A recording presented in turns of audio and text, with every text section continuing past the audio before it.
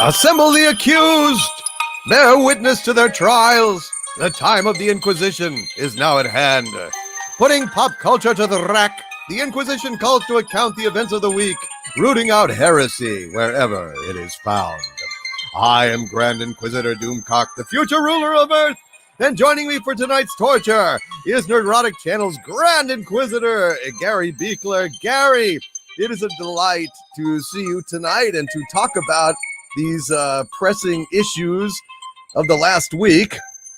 I'm hoping you can confirm for me that all this stuff has happened, because with daylight savings time, I have been sleep deprived and might be hallucinating. It's quite possible. So I'm hoping you'll be able to confirm or deny all the events of Zack Snyder, Geeks and Gamers, Uchi, the discovery by the quartering, and the incredible Dataracer, that there are some scumbags officially associated with Disney trying to attack fans. I don't know. Am I in some kind of weird alternate state of awareness that sleep deprivation has caused me to hallucinate this shit, or is it real? I have to come out and say I am not associated with this reality, this plane of existence, and the anti-life equation must be stopped. It is just, there's no time for anti-life. I don't like anti-life. I don't even like Uncle Life. I don't like any of them. Anti-life's a biatch. It happened. It's all happened, and boy, has it been discussed quite a bit over the weekend. And I hope to actually get, yes, we are going to discuss the actual movie at some point, although my enthusiasm for it was really high before a few days ago. And now it's just, I think it helped my objectivity a little bit. So we'll go with that.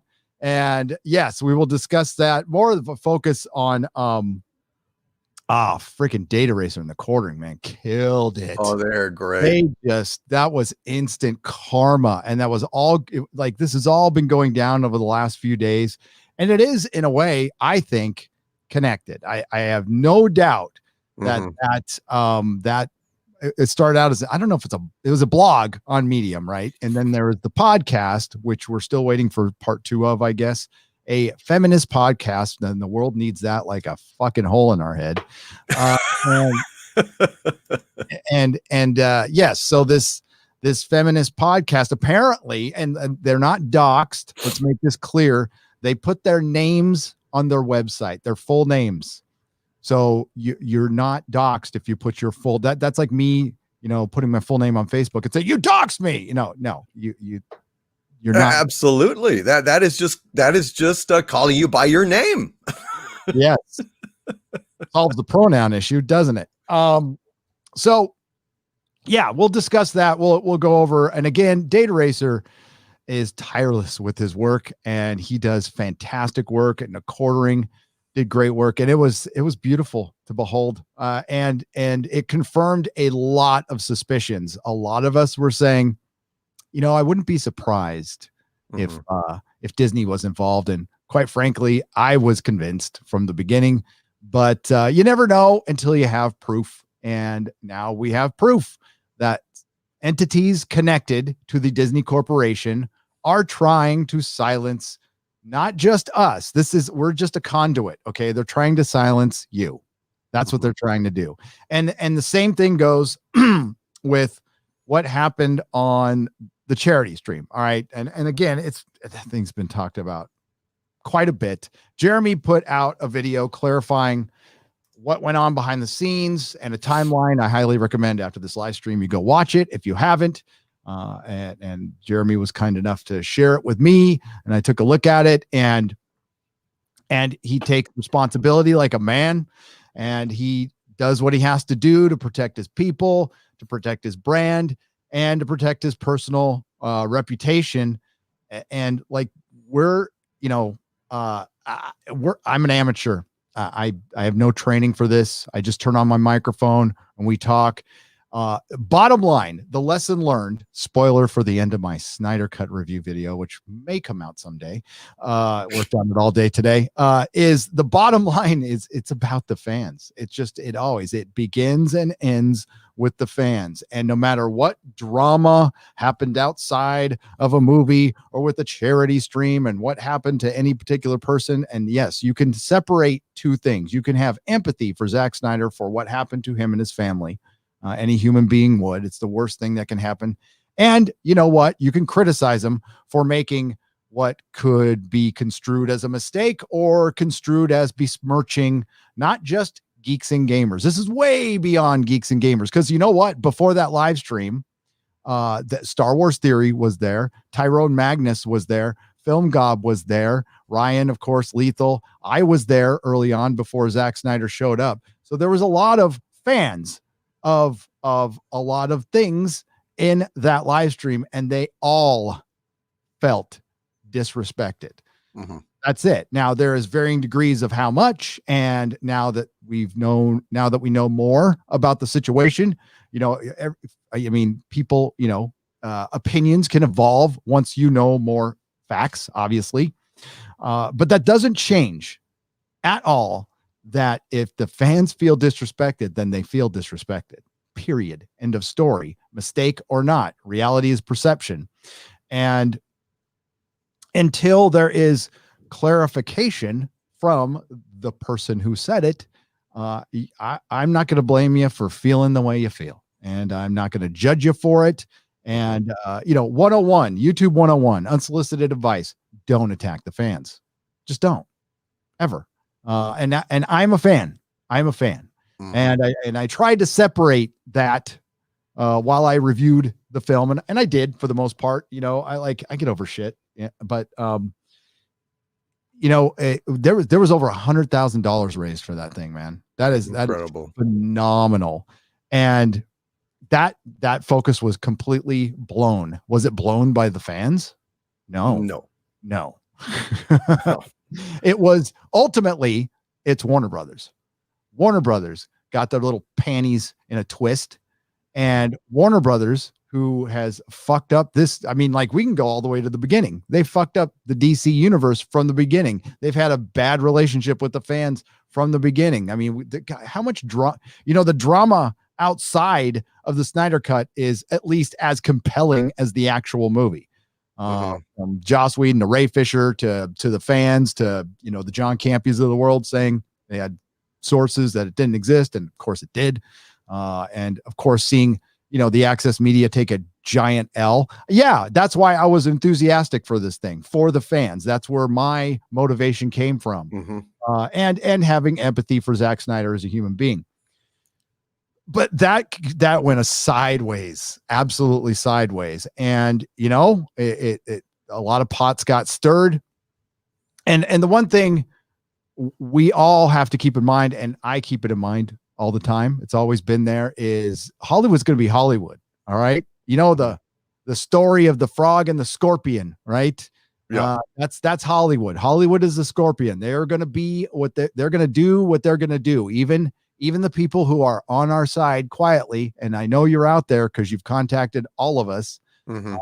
I've said it's kind of time. It's not kind of time. It's time you start speaking up, because if you don't, nothing is going to change. Now, the one positive takeaway from this, and I said it on that live stream before, is Warner Brothers was scared of geeks and gamers, and people at Disney are obviously scared of us. And in a very metaphorical way, they should be scared of their customers. They should be scared that we are going to take away our money. The reason you're here is because of the customers. The reason I'm here is because of the people who subscribe to my channel. Mm-hmm. And that has to be in the back of our minds every second of every day. The customer is the boss. So that is the lesson that, I doubt Warner Brothers or Disney will learn, is the fans are the straw that stirs the drink and pays for your shit and makes your franchises worth billions of dollars until they're not. And the way things are going for some franchises, they'll be lucky if they can get a bag of chips for them by the time. Yeah. I mean, it's a really ridiculous situation that we have to be the business majors here and remind them of the fundamental principles of capitalism, which that, you sell to people what they want. The whole trick of selling shit is to, come up with a product that people need or want, and trying to sell them what you want them to want doesn't work, shouldn't work. It's antithetical to capitalism. And I don't know why we have to keep reminding these people of that. Now, you're right. The frog and the scorpion, you're absolutely correct. My thing is, like, people were saying to me, Hollywood doesn't have our best interests at heart, and doesn't care about what we think, and doesn't care about us as fans. I agree with all of that. But the simple fact of the matter is, we've got to make them care about profit.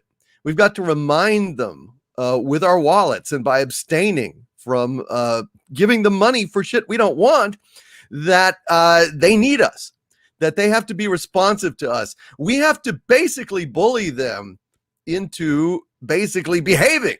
Otherwise, they absolutely will sting us every single time. Because yes, they are not sincere. They're not doing this out of the love of their hearts. They don't give a shit about us, but they do need money, and they do give a shit about money. And that's kind of what we need to leverage in order to make change happen. Now, when the Snyder Cut was announced, I mean, it was a resounding triumph for the Phantom Menace and fans everywhere.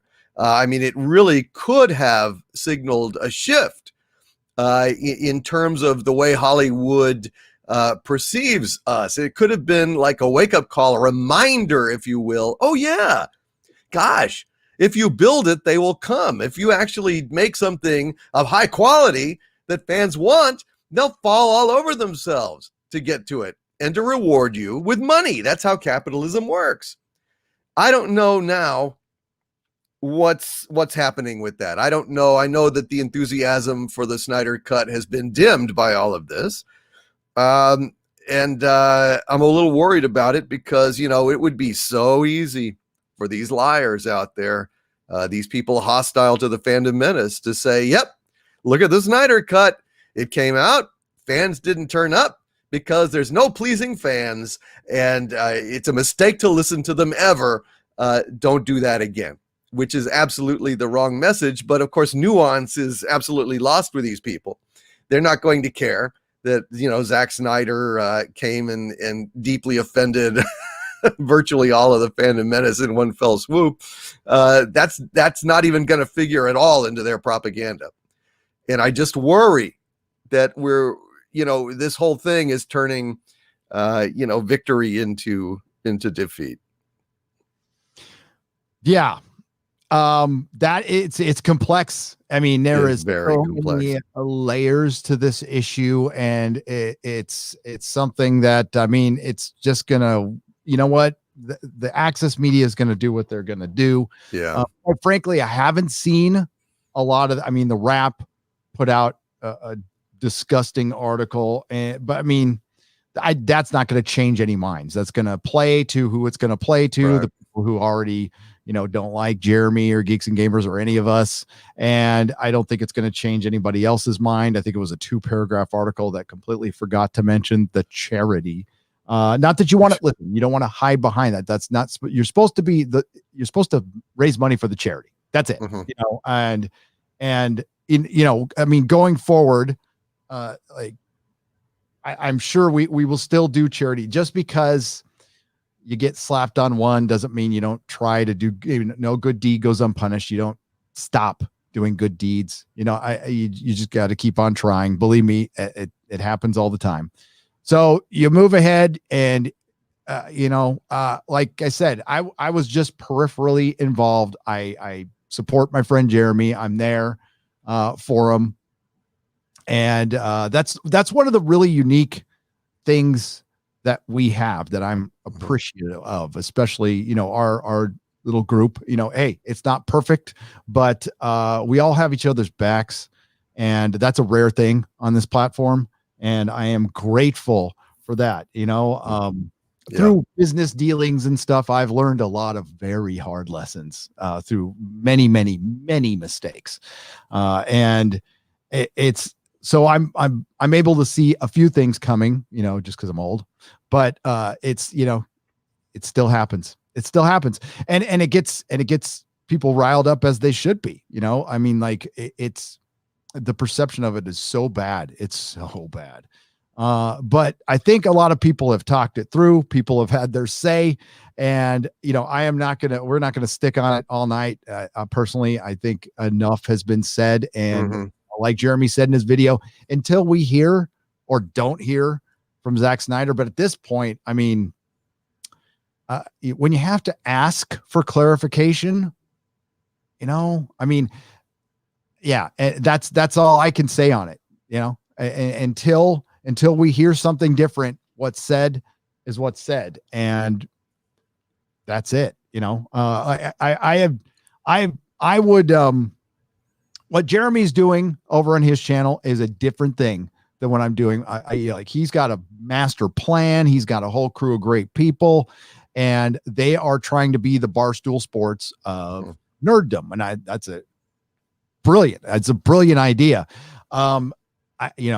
For various reasons, I don't want to oversee an army of people. I have no interest in doing that at all.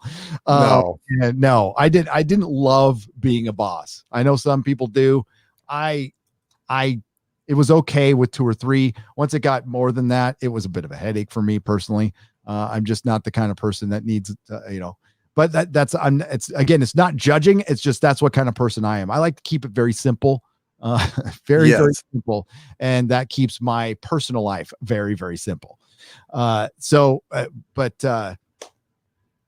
far, I think what I've seen from the fandom is we tend to take a negative and turn it into a positive, and it hasn't hurt Jeremy. It hasn't hurt any of us really. So, and then for it to quickly be followed up with the quartering and Dataracer catching these 2 young ladies with their bullshit. I thought that was a nice turn in the narrative. Kind of like, you're not going to know, but like, cause you do your own show on Friday, kind of like Moist did in our chat on Friday Night Tights, which was a beautiful thing. The word moist, just a single word, can change the flow of a chat, and to see it happen in real time was hilarious. Hilarious. And again, I'd like to thank my mods. Thank you.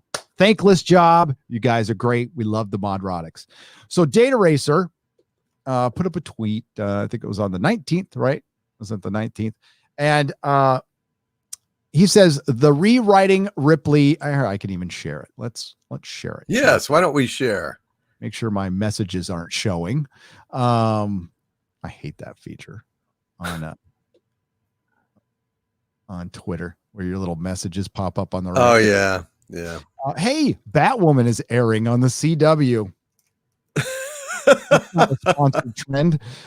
Here we go. The Rewriting Ripley podcast, trying to deplatform Star Wars YouTubers, is being run by a Raylo SJW. Katie, we'll just say Katie.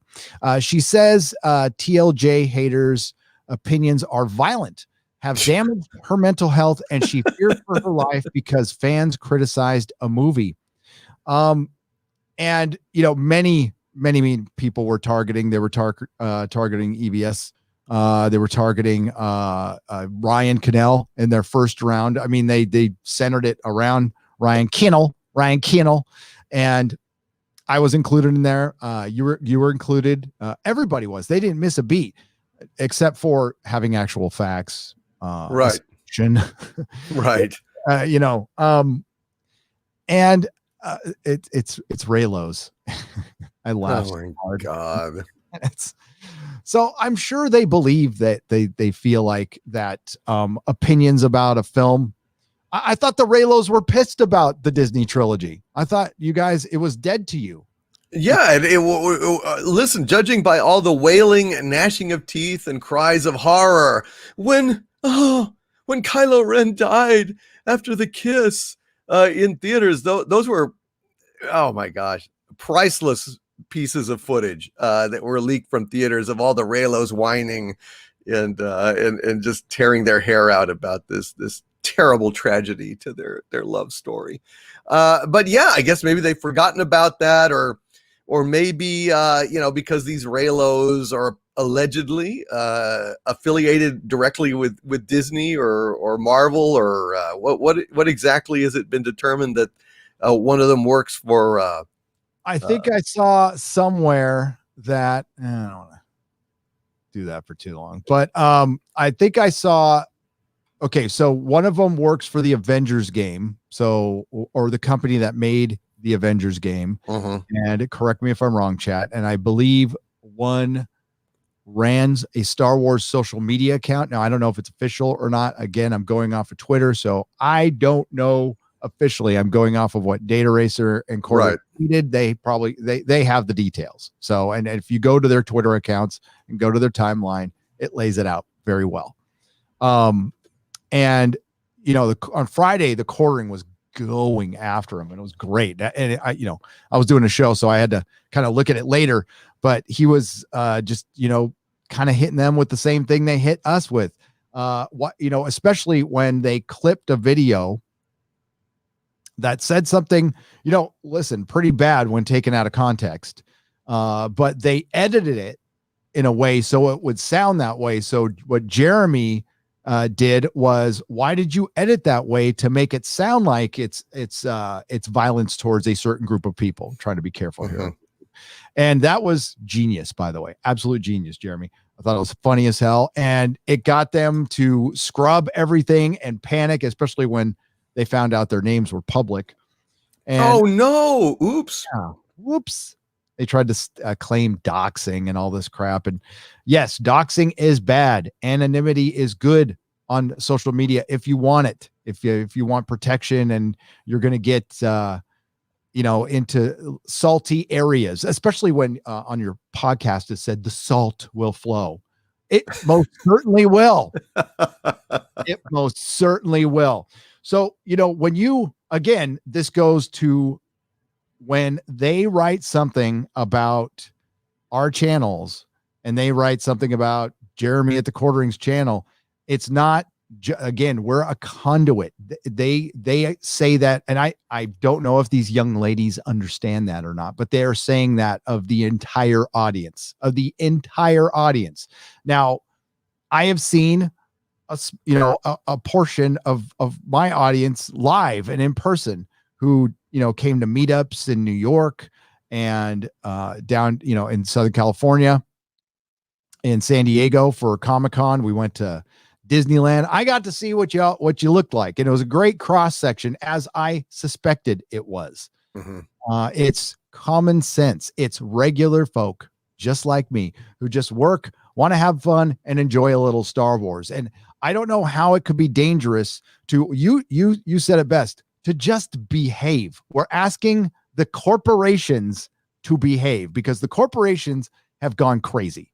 They have gone completely nuts, and they think they are. I mean, they check which way the wind is blowing before they say anything. And I don't know. The wind it's breaking wind. That's the wind they're following right now. I don't know who the fuck is clearly, I joke about the bankers, but it's true that there is bankers running these corporations. The weatherman at Disney, they don't even watch their own fucking content. Are you kidding me? I think The Mandalorian might be the first thing, Bob Iger watched, and I doubt he watched it all the way through.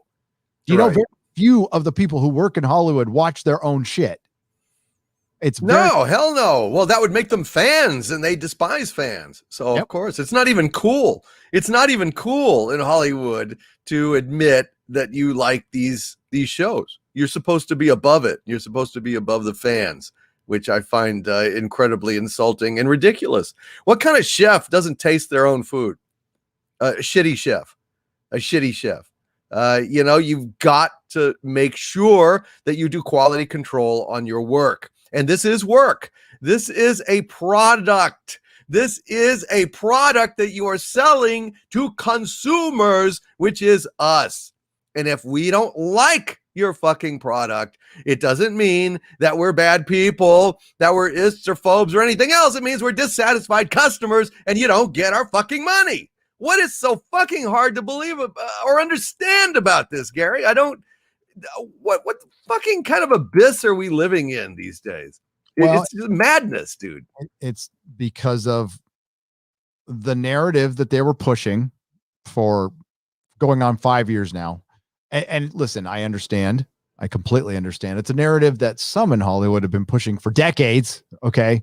But it has gone nuts over the last few years. And it's the narrative that basically, if you're a conservative, you're a Yahtzee. That's bottom line it. So now that they pushed that narrative for so long and knowing that narrative is not true, right? Mhm. So knowing it's not true, now they're in the position of, well, we pushed this thing for so long, we can't be seen with anybody. And this was just, it started out as just politics to them, and then it Mhm. turned into a very dangerous thing.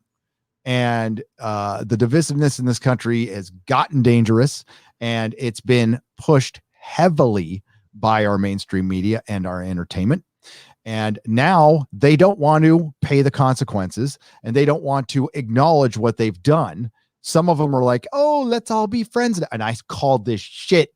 And like a lot of people did, I said, once it's all over and if they get their way, they're going to be all, hey, we're cool now, right? No, No. ain't fucking cool. You know, it's just like, man, maybe I shouldn't have done all those drugs and had sex with all those hookers. Now I've got, my shit's falling off. Yeah, that's where you're at. Hollywood is waking up from its hangover, right? And it's a pretty bad one. And they're going to have to put just as much, it's the same as recovery. You got to put just as much time into fixing this than you put into destroying it.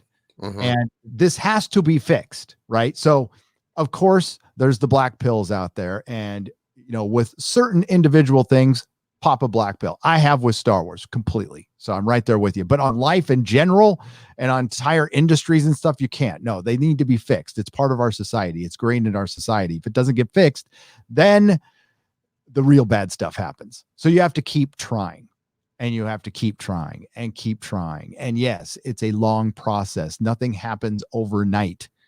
And nothing worth having comes that easily, in my opinion.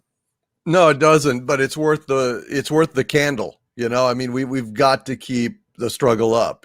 People ask me all the time, well, why are you even bothering, like, reporting on Star Wars stuff, for example? And it's my feeling, well, shit, where Star Wars goes, so goes Doctor Who, goes Star Trek, goes all these other franchises. I mean, it's all one thing. It's all the same war, just different fronts on the same war. And if we can even save one of these franchises, and some are too far gone. I think Doctor Who, forget it. It's dead.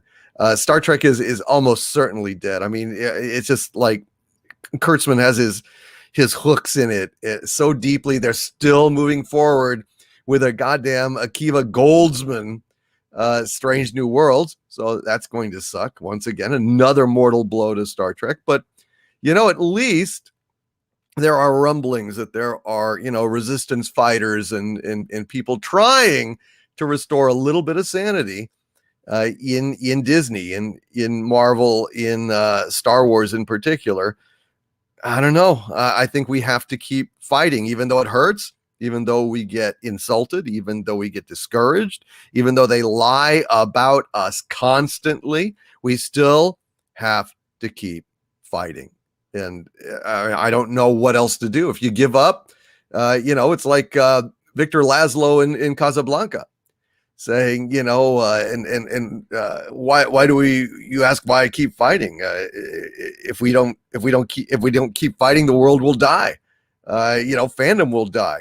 All of the kind of pillars of our entertainment pop culture will be vandalized and plowed under and replaced with, pod people. I mean, basically we're seeing Invasion of the Body Snatchers in Hollywood right now. I mean, Star Trek Discovery is a pod person, bizarro duplicate of Star Trek. Jodie Whittaker, Chibnall, it's a pod person duplicate of Doctor Who. We've got to resist, and it's very easy. God knows, I think, Gary. I mean, we were talking about it, and it seems like, there are many who are saying that Zack Snyder's two statements were not in conjunction, that they were run together. It was clumsy. It was a mistake. But he hasn't come out and disavowed it yet, which I think is a massive mistake. But regardless of that, we have to keep the goal in mind, which is to save our pop culture. And, it's a very, very, very tricky thing when the director of a film goes on a charity live stream, for God's sakes, and says something offensive to the very community that is contributing to this charity. I mean, it's just incredibly bad taste. It's insane. So there was disrespect in that regard. On the other hand, the actual production of the Snyder Cut was respect, because it was AT&T saying to Warner Brothers, now, why aren't we doing this when the fans want it? I thought it was a milestone that could really, if it succeeded, be a fundamental shift and remind Hollywood of why they're in business to start with. So on one hand, you've got disrespect. On the other hand, you've got respect. Very, very difficult situation. I respect everyone's opinion on this. I think you've just got to reach into your own heart and decide how you're going to go with it. But me, I get insulted vastly worse than this on a daily basis. It just washes off me like water off a duck's ass. It takes a lot to impress me with an insult these days. I choose to keep fighting. I choose to keep hoping, but yeah, I don't blame anybody that was mortally offended and never looks back. No, I mean, a lot of people were giving, let's be real. I mean, it was geeks and gamers and, and Star Wars Theory being there, and Tyrone Magnus and Film Gob, and everybody, brought a few people, a few milkshakes to the yard. Some people just came there on their own. And so there was a lot of representation there of fandom, and a lot of people gave because they thought that Zack Snyder was down with the fans. That's what the perception was. And what he did was, I'm down, and this is just what it looks like. Again, you can have your arguments about what he meant. I'm not in the man's head. Right. I'm not in the man's head. And again, watch Jeremy's video. It has more information on it. I'm just talking about that moment right there. Again, the reality is the perception, and you just disrespected a bunch of people who gave money because you thought, hey, there's a guy willing to talk to G&G. Now, every compromises have to be made. We know what happened before that, but that compromise, is still an insult to a lot of people too. And Warner Brothers is the one who derailed the stream. Period. Warner Brothers did it.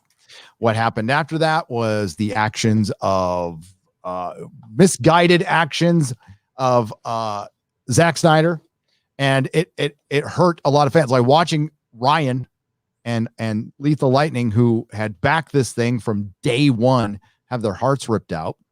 Wasn't fun to watch. I'm sure it was fun for a few soulless folks out there, but it wasn't fun for me. And they're my friends. And Lethal at that, up until Friday hadn't even watched the movie. And he said he's going to, and I said I was going to. Of course I'm going to watch it. I review shit. That's what I do. I know it's divisive, and I shit. That's life. But the one thing that we just can't. Yes, we can't trust Hollywood. No. That's something I knew. I know. I understand that. I've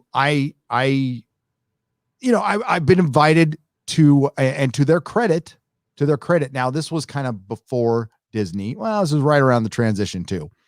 Like the Orville we've all talked to Tom Constantino. He's never disassociated. He follows us on Twitter. He talks to us on Twitter, and he's never had a single problem. Never had a single problem. So yeah, there are people there who don't give a shit and don't care and understand. So, there needs to be a lot more. But the vast majority of that town is going to look out for themselves. And again, reality is perception. In that moment, Zack Snyder decided to cover his ass instead of being gracious to the fandom. And then what followed up is the lack of gratitude. Now, there might be a reason for that too. Well, until I hear it, I don't know what it is. So fans are going to speculate, and they have every single fucking right to. That's what we're here. We're here. This is your voice. This is our voice. And we came here because we don't have one anywhere else.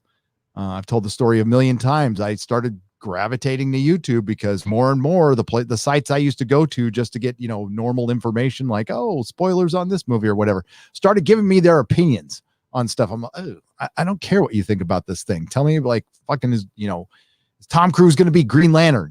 That's how long ago it was. And and yeah, and that's what, and I started, and that's, content is a key word here. The reason the Snyder Cut exists is mostly because fans wanted it and AT&T noticed, but it's not all the reason. The other reason is the coof, obviously, and the other reason is Game of Thrones failed miserably, and Warner Brothers, launched HBO Max with nothing, and all of a sudden a larger emphasis came down to content. They are obviously desperate because they took their entire 2021 schedule and put it on their streaming service. We get to see Godzilla and King Kong like next week, right? I'm thrilled. Can't wait. Yeah, I'd much rather see it in the theater, and I think I'm going to be able to do that, which I'm very happy about. But that is also, America hasn't had the distractions. We've all been largely at home, and it hasn't been good. And we haven't had those distractions or escapism for a long time. And we're starting to feel that lack of escapism, that lack of, can I take a break from this bullshit for a minute, is starting to wear on people. It's wearing on people. It's worn on people. It's past worn on people. What am I kidding? So that void is there. Now, yes, everybody's going to bring up the independent sphere. Yes, absolutely. Support your independent creators. That's what you're doing right here. We are offering alternative. Yes, we talk about their stuff, but you know what? I don't need to talk about their new stuff all the time. And quite frankly, as far as Star Wars is concerned, I will cover the news. I will not review anything from Disney Star Wars. I have no fucking desire. I don't care about that world. I don't care about the characters. It's quite frankly a lame product. It's lame. I give myself a wedgie if I fucking watch Star Wars, Disney Star Wars. It's just lame. I mean, like, let's be real. Okay. The Mandalorian was average and we were praising it like it was a puppy or something. And, you wanted to do that. You're like, oh, the Disney Star Wars is turning the corner. No, Kathleen Kennedy just wasn't paying attention very much to Jon Favreau, and he was able to get away with some stuff. This is just my opinion, by the way. And now she's paying attention, and she done fucked up the one good thing she had. And honestly, it wasn't that great. It just wasn't. It was very average at best. And Falcon and Winter Soldier, wow, they managed to get an episode past 30 minutes. Fucking great. Well, I kind of wished it was shorter, but we'll talk about that. Me too. But let's sentence. Okay, so we're gonna sentence not the drama. We're gonna sentence those two ladies, and Zack, careful though, unless they try to say that you're doing hate speech or any crap like that. I sentence them to common sense, and hopefully they see the error of their ways. I'm going to echo what Jeremy said from the Quartering on Twitter, because I completely agree with it. If they go and just delete all that shit and, go live your life, just forget this. We're not going away, by the way. And we are no danger to you whatsoever. The fact that I have to say that is to an adult is Pathetic. that works at Disney is pathetic. It's fucking pathetic. And yeah, go live your life. Grow up. Grow the fuck up. That's all I got to say. Amen. You're going to have if this is tough for you, life is going to be real tough. Real tough. And as far as Zack is concerned, I still hope he comes out with a clarifying statement. I don't know how well. No, I don't think people are going to take it very well. I'll tell you that right there. He can come out with a clarifying statement, and the response will be a resounding, "Why were you asked to do that?" Yeah. Why? Yeah. People want to know. This is why I stay the fuck away from internet YouTube drama, because I share subscribers with a lot of channels. I subscribe to a lot of different channels. And when I see two YouTubers, and it happens, all right, not judging, I don't want any part of it. It's a giant distraction, keeps me from making content, the stuff I want to talk about. And quite frankly, I don't think anybody comes to my channel for that kind of shit. So that's why I don't make videos on it or anything. I just fucking try to avoid it, even when I'm pulled in the stuff peripherally, right?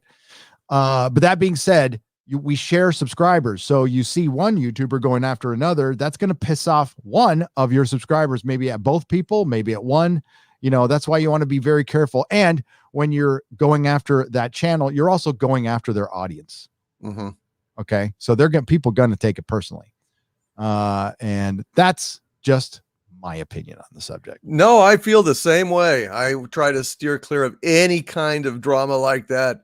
I don't see any advantage to it. I don't like it. Also, I don't have time to kind of like investigate independently and figure out who's right or who's wrong. And I just don't want to be involved in passing judgment or taking sides in our community. I don't want to be a referee. It doesn't help. No, I'm not interested. No, eye on the prize. And that prize is the corporations. So you go after the entity itself and the leader. That's what they're there for. That's their job. And that's what I try to keep it to as much as possible. Alex Kurtzman, I don't go after the special effects supervisor of Star Trek Discovery, even not very good, but that they might be limited by budget or limited because their boss is Kurtzman. That's what I see. I just assume that the people who work for Kurtzman are limited by their idiot boss. Phoenix Tangent for $5 says an appropriate punishment for Disney should be the deplatforming of Disney by the paying customers. Yes, I'm doing my part. Phoenix Tangent, doing my part. And I do not subscribe to Disney Plus, and I do not pirate it. So I'm fine. But if people do, I'm not here to judge. I'm not here to judge. Mikey Gusler for $5. I saw the Snyder Cut and I love it. I knew you would, Mikey. And God, Mikey is the kind of person I was thinking of. Mikey has been talking about the Snyder Cut for days and days and days. And I'm happy for you, Mikey. I hope it's everything you thought it would be. It was everything I wanted it to be and more. I've seen it 2 times and I give the film a solid 9 out of 10. All right, Mikey. We'll tell you what we thought in just a moment. I didn't give it a 9 out of 10. I didn't. I'm kind of along the lines of Mikey, and I'm surprised. I was not like I've said, I'm not a fan of Zack Snyder's approach to the DCU, but we'll talk about that in a little bit. Crazy Cat Guy gives an ice cream super sticker. I'm gonna have some ice cream tonight. Thanks, Crazy Cat Guy. And I'll remember to turn off my stream. Grandpappy Fisk for $2 says, "Hail, the Snyder Cut is better than Endgame." Ooh, is the Snyder Cut better than Endgame? I would say not, because of the emotional resonance of seeing Iron Man and Cap and everybody else for the last time. I mean, let's face it, the Snyder verse does not have nearly the emotional resonance on its characters as Marvel does. I mean, and how could it? I mean, it only has a fraction of the number of movies that have been in the MCU. So, I mean, that's not really a terrible criticism or anything, but on the whole, you know, we'll talk about it. I don't want to jump the gun, but I was entirely surprised.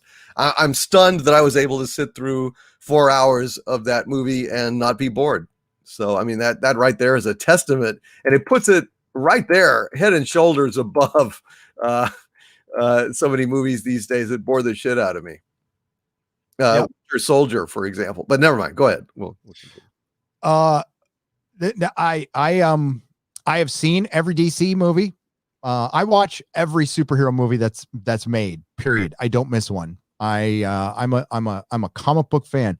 I'm a fan man, not a fanboy. I own my basement and I don't hero worship. I just enjoy it. So I don't pretend I'm any of the superheroes. And I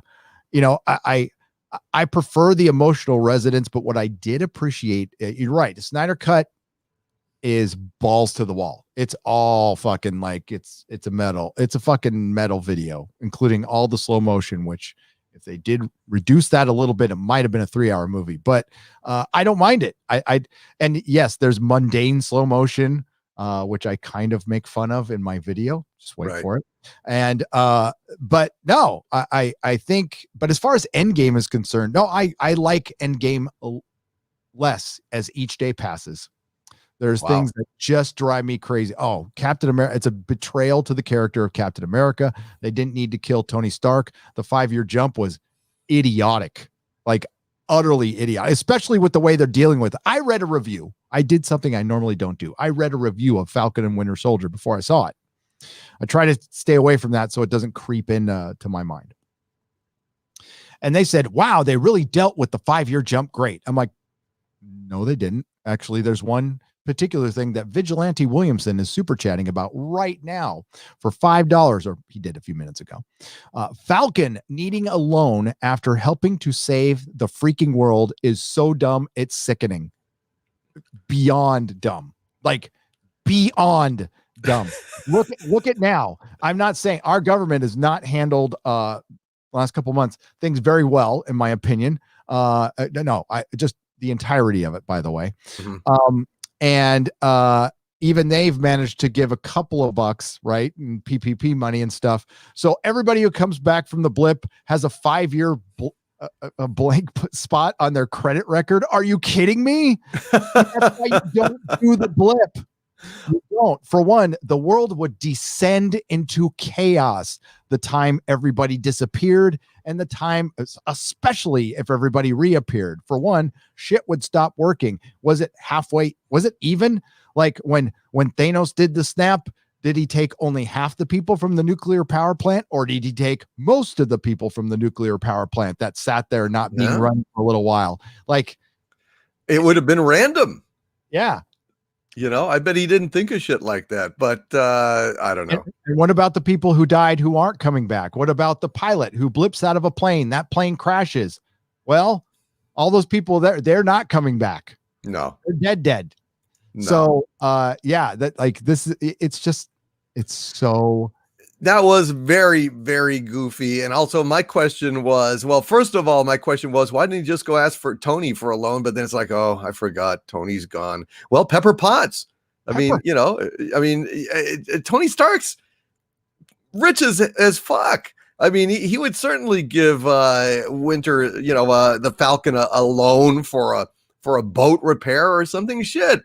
You know, I'm sure Pepper Potts would do that. Well, yeah, she's going to have to be financing them because none of them have any money. And yeah, I mean, the reason you don't want to have them paid by the government will be the plot of this, right? So it's going to be Marvel's The Boys, and they're going to use US Agent. And oh my God, I saw a meme. Kurt Russell's kid looks like the old guy from Up with the did you see that? Helmet on the I think Robert Meyer. It looked awful. You're absolutely right. You nailed it. That's what it was. But it was like, oh, he's got this squashed kind of Pixar face. You're absolutely correct. 100%. That was goofy looking. What the fuck was that? I don't know. I know you cast him because he's Kurt Russell's kid, but like he looked Yeah, that he looks No. terrible under the mask. Does that mean we are moving on to a review of Falcon and Winter Soldier, or is this just incidental? That's just incidental. Let's Okay. do Snyder Cut. Let's do Snyder Cut first. All right. Then we'll get into Falcon and Winter Soldier because I got plenty of to say about that. Plenty. Oh yeah. I've only watched it once. I watched it and I mean, yeah. So Snyder Cut, which I watched twice for review purposes, but wow. Dude, I had no problem with the 4 hours at all. I think, you know, I like some of Zack Snyder's work.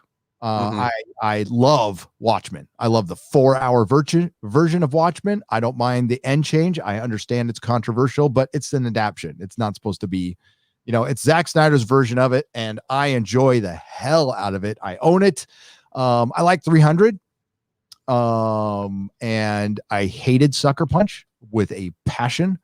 And yeah, I don't know how I'm going to feel about Army of the Dead when I see it, but you know, Zack Snyder, you know what you're going to get. It's like this heavy metal, everything's going to look fucking good in slow motion. Is it going to have a lot of substance, a lot of heart? No, not really. Maybe, you know, there's some in 300, I think, a little bit, but you know what you're going to get, and I have no problem with it. And when it comes to, just so you know, when it comes to superhero movies, I'm pretty forgiving with most shit. I understand that you're basing it. I've read a lot of comic books, and I know what a comic book plot is. So I don't apply like the same logic to a superhero film as I would like something that Star Trek that has established logic in it. Right. So I hold things to different standards. Is it fair? No, life isn't fair. But I like Ghost Rider Spirit of Vengeance. It's a fucking terrible movie, but I love it. I laughed my ass off watching that movie. Nicolas Cage is just, I don't know if he's loaded or just crazy, but it's fucking fun to watch. It's so nuts. And I love Ghost Rider. It's one of my favorite heroes. And I know that I'm probably not going to see the real Ghost Rider much. That's what I kept in mind when I'm watching the Snyder Cut. I know there's a lot of hope out there, and I don't want to dash it, but this is probably the last time you're going to see Henry Cavill as Superman. Yeah. So, and this is probably the last time you're going to see Ben Affleck as Batman. That's bad news. Good news is it's probably the last time you're going to see Ezra Miller as Flash too. So there's good news.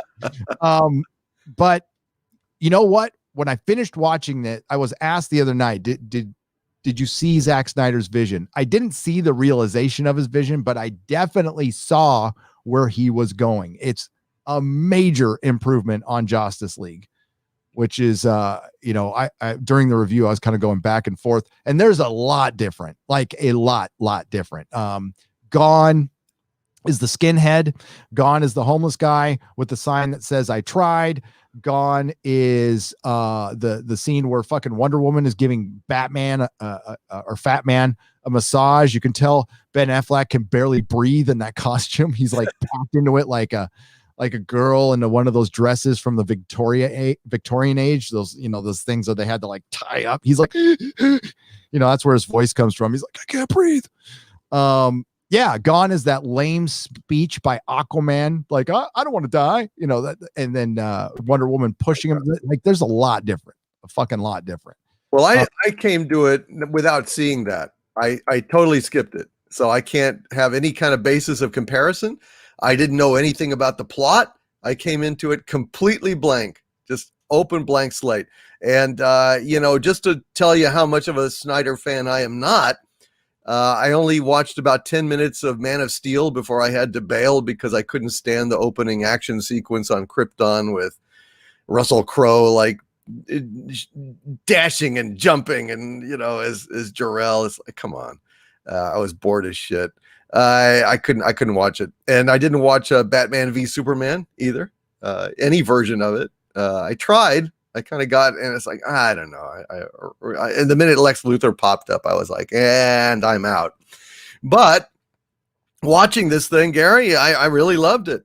I liked it. It was, I didn't have any major complaints about it. I even liked the Flash. I know he was annoying. He was definitely annoying, but he's basically like Peter Parker. He's a awestruck kid, and he means well, and I didn't have a problem with that. And it held my interest the entire 4 hours. I never looked at the clock. I never thought to myself, oh Christ, when is this going to be over? And I was dreading it, honestly. I mean, it's like, 4 hours of Man of Steel. You know, is it all going to be like that horrible opening on Krypton? I don't know. Anyway, I got to watch this thing. And shit, that was really good. I don't have any complaints about it. I thought the effects were good. I really, really, really loved that opening fight with Wonder Woman, where we see her kicking ass. Holy shit. Never seen Wonder Woman like that. It was fucking great. Oh, that's the best she's ever been. Like in the Justice League, they cut that the feminist male feminist Joss Whedon cut that scene to shit. And it's like the best action scene period. Like the way she kicks everybody's asses, it's funny. It's funny and it's good. You see her powers on display in a way that you like. Patty Jenkins didn't even do it. Like when she's blocking the bullets, and it looks so fucking good. Now that bank scene had nothing to do with the story. It didn't need to exist in the film at all. But I'm glad it was there. It was pure exposition, and that's what I was fine with that. More like that. I don't need necessarily in a superhero movie to have every scene advance the plot. I just want to see cool shit. And that made me, for the first time ever, it made me believe that Wonder Woman can block bullets with her bracelets. You know, I mean, you've seen it before. Yeah. But you didn't really believe it. You didn't have it visceral until you saw that scene. And that shit, that was off the hook. That was fucking great. Yeah, it's fucking good. And it looks solid, man. Like the effects look really, really good. Now, listen, the effects are dodgy sometimes. They have CGI horses. Sure. And their legs are going blah, blah, blah, blah. But no, everything is longer. Like every single character, every situation is given more time to breathe. It's longer. I guess, I mean, like you know, the only thing I liked about Justice League, which I see every superhero movie, and I was at the time I didn't know about the drama or anything. I'm just like watching it going, I like the opening Batman scene. Thought it was good. Mm-hmm. They were paying homage to Burton Batman and everything. It was fine.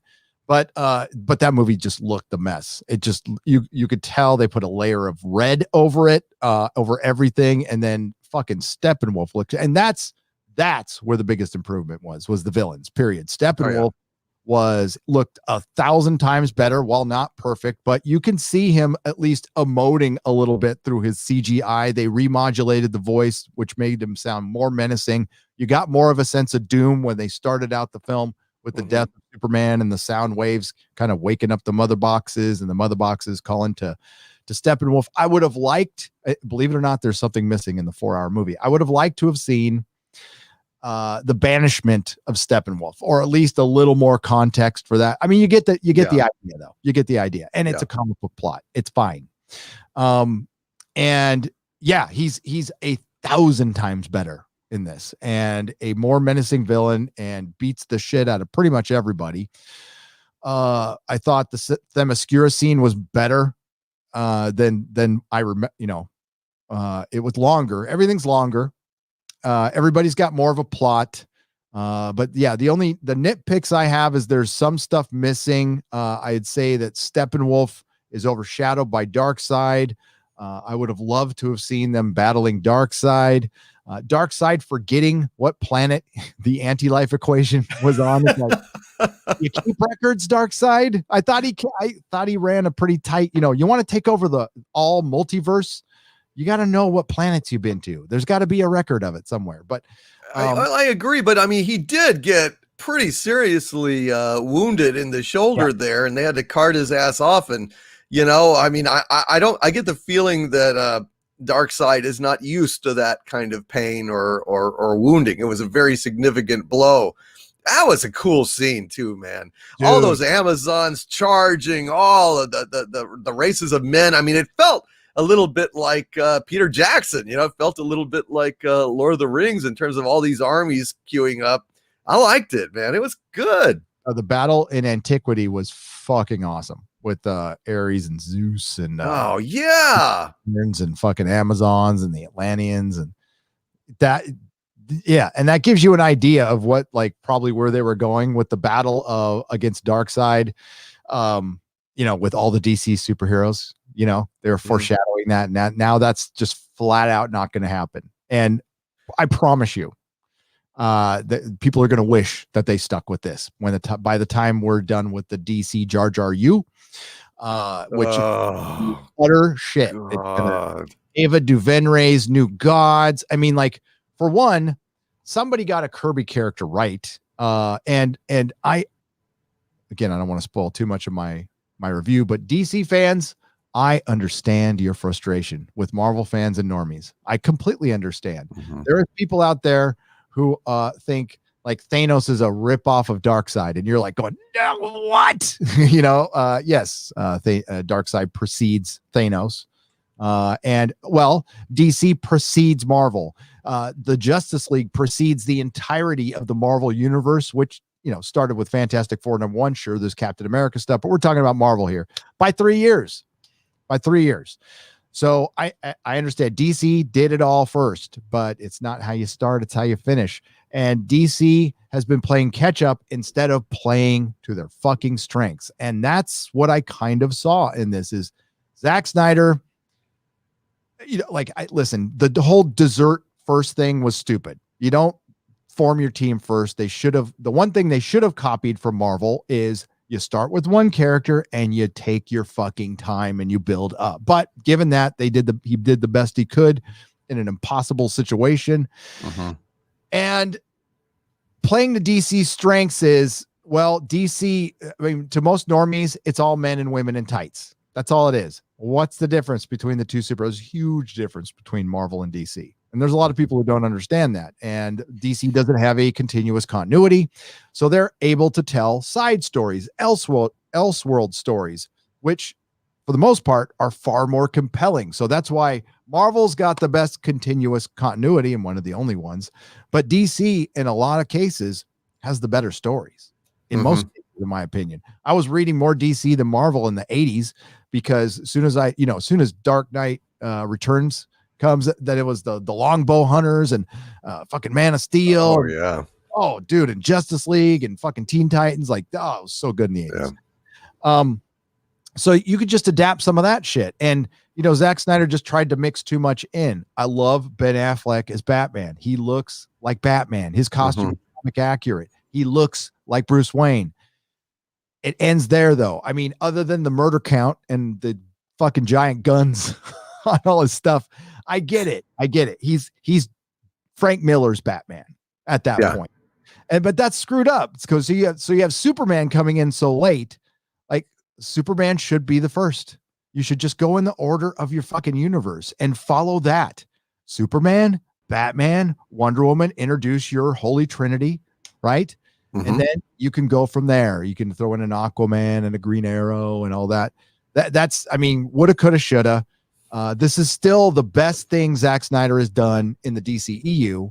And as far as DCEU movies, which I'm not going to count Joker, it's technically a DC, but it's not DCEU, which is the best, absolutely the fucking best. And the worst being Birds of Prey. I would say this is the best DCEU movie, the one I probably enjoyed the most. I agree, even though I haven't seen them all, but I mean, it's the only one I got kind of lured into watching all the way. And I start to finish, man. Start to finish. I was like, I hope they're going to do a sequel and we get to see him take on Darkseid. But why not? Oh, why won't they? I would love it. But Warner Too Brothers. expensive? Warner Brothers. Well, yeah, they wasted $500 million on J.J. Abrams. You're so dumb. You're so dumb. You could have taken that $500 million and made an entire DCEU that would have gone on. Sure, it got off to a very rough start. You could have fixed it. It's better than restarting all the time. Now, I know some people are really excited about Robert Pattinson's and Matt Reeves' Batman, and I don't know. It might be good. All right. I'm doubtful. I'm seriously doubtful, but I would be happy to be proved wrong. Happy to be proved wrong. Of course, I'm always hoping for the best. You know that. You know Yep. that. Shit. I approach these movies always with an open mind. Even not being a fan of Snyder's, even not liking his take on it, I came out of this movie and recommended it wholeheartely without any reservations whatsoever. And that's the way I am. I am an honest reviewer. Jesus God, if Ruin Johnson made a great movie, as much as I hate that round-headed piece of shit, I would fess up. I would give it a great review and tip my hat to the guy. Same thing, even if Kurtzman somehow, by some weird freakish accident, made a great episode, even a single episode of Star Trek that was great, I would admit it. It's never going to happen. It's impossible. It's impossible. But I really want to see these guys take on Darkseid now. I thought it was beautifully built up. And the villains were, I mean, the Sod and Granny Goodness. I wish she would have said something. Do you think she just stands there and like waits for him to walk around and then bows to him and but no, that whole thing, Ray Porter as Darkseid was fucking perfect. That's why I go to watch these. I just want to see these things. I want to see these characters in live action. And unfortunately, we are about to return to the era where we all started out in, dreaming about, man, I'd love to see Silver Surfer in a movie. Well, we're on the precipice of not seeing the heroes we wanted to see ever again on screen. I hope that's clear to absolutely everyone, unless you speak up, and you got to speak up with your dollars, because they are ready to move on. Like Marvel, and we'll get into it. I don't want to get into myself, but they retired Captain America. And just watching that again, I just flipped my shit, especially with what Sam said. But back to the Snyder Cut. You could tell this was done at a time before identity politics completely took over Hollywood. I'm not going to say it was, listen, what was there was really light. Okay. Was there a bad dad trope? Yes, there was. They redeemed the dad, but he had to die. But the other stuff is from the source material. Okay. It's from the source material. There was the one little scene. I didn't take much from this. There was the one little scene where Wonder Woman told the little girl she could do whatever. Wonder Woman would say that to a little girl. She would. Of course, she's lying her ass off. And if people think that's feminist empowerment, just, put in your mind who the creator of Wonder Woman was. Moulton, who was a bondage fetishist who was actually into polyamory, right? He had a fun life, that guy. Charles something Moulton. He was living his best life and his truth. He was, and it was a great example of No, I admire the guy. Listen, have your fun, pal. Have your fun. There you go. Oh, I call empowerment right there. Absolutely. Boy, and he's got that thing, that R. Crumb has about big women with big legs. So I gotta get me some Golden Age Wonder Woman comics. Oh, they're good stuff, man. They're good. I've got like one volume of the, they call it the color reprints, the Golden Age. I've got all the Superman ones that I could get a hold of, and got one of the Wonder Woman ones. I got the Superman ones. I'm working on getting the Silver Age, aren't they? Yeah, I got the Silver Age comics because they were cheap, but the Golden Age ones are fucking still. Oh yeah, forget that. But I got the reprints, and I've got like 1 through 8 of those volumes. Oh, I love Superman in that period. If you go to Nerdrotic, or if you search Nerdrotic in Amazon, just go Amazon Nerdrotic. I have Melissa, my wife, set this up for me. It's like a recommendation. You don't have to buy anything there, but it's just a page of recommendations and stuff. I have those books in there if you want to go see them. They're all there. They're fucking good. They're fantastic. Junior loves them.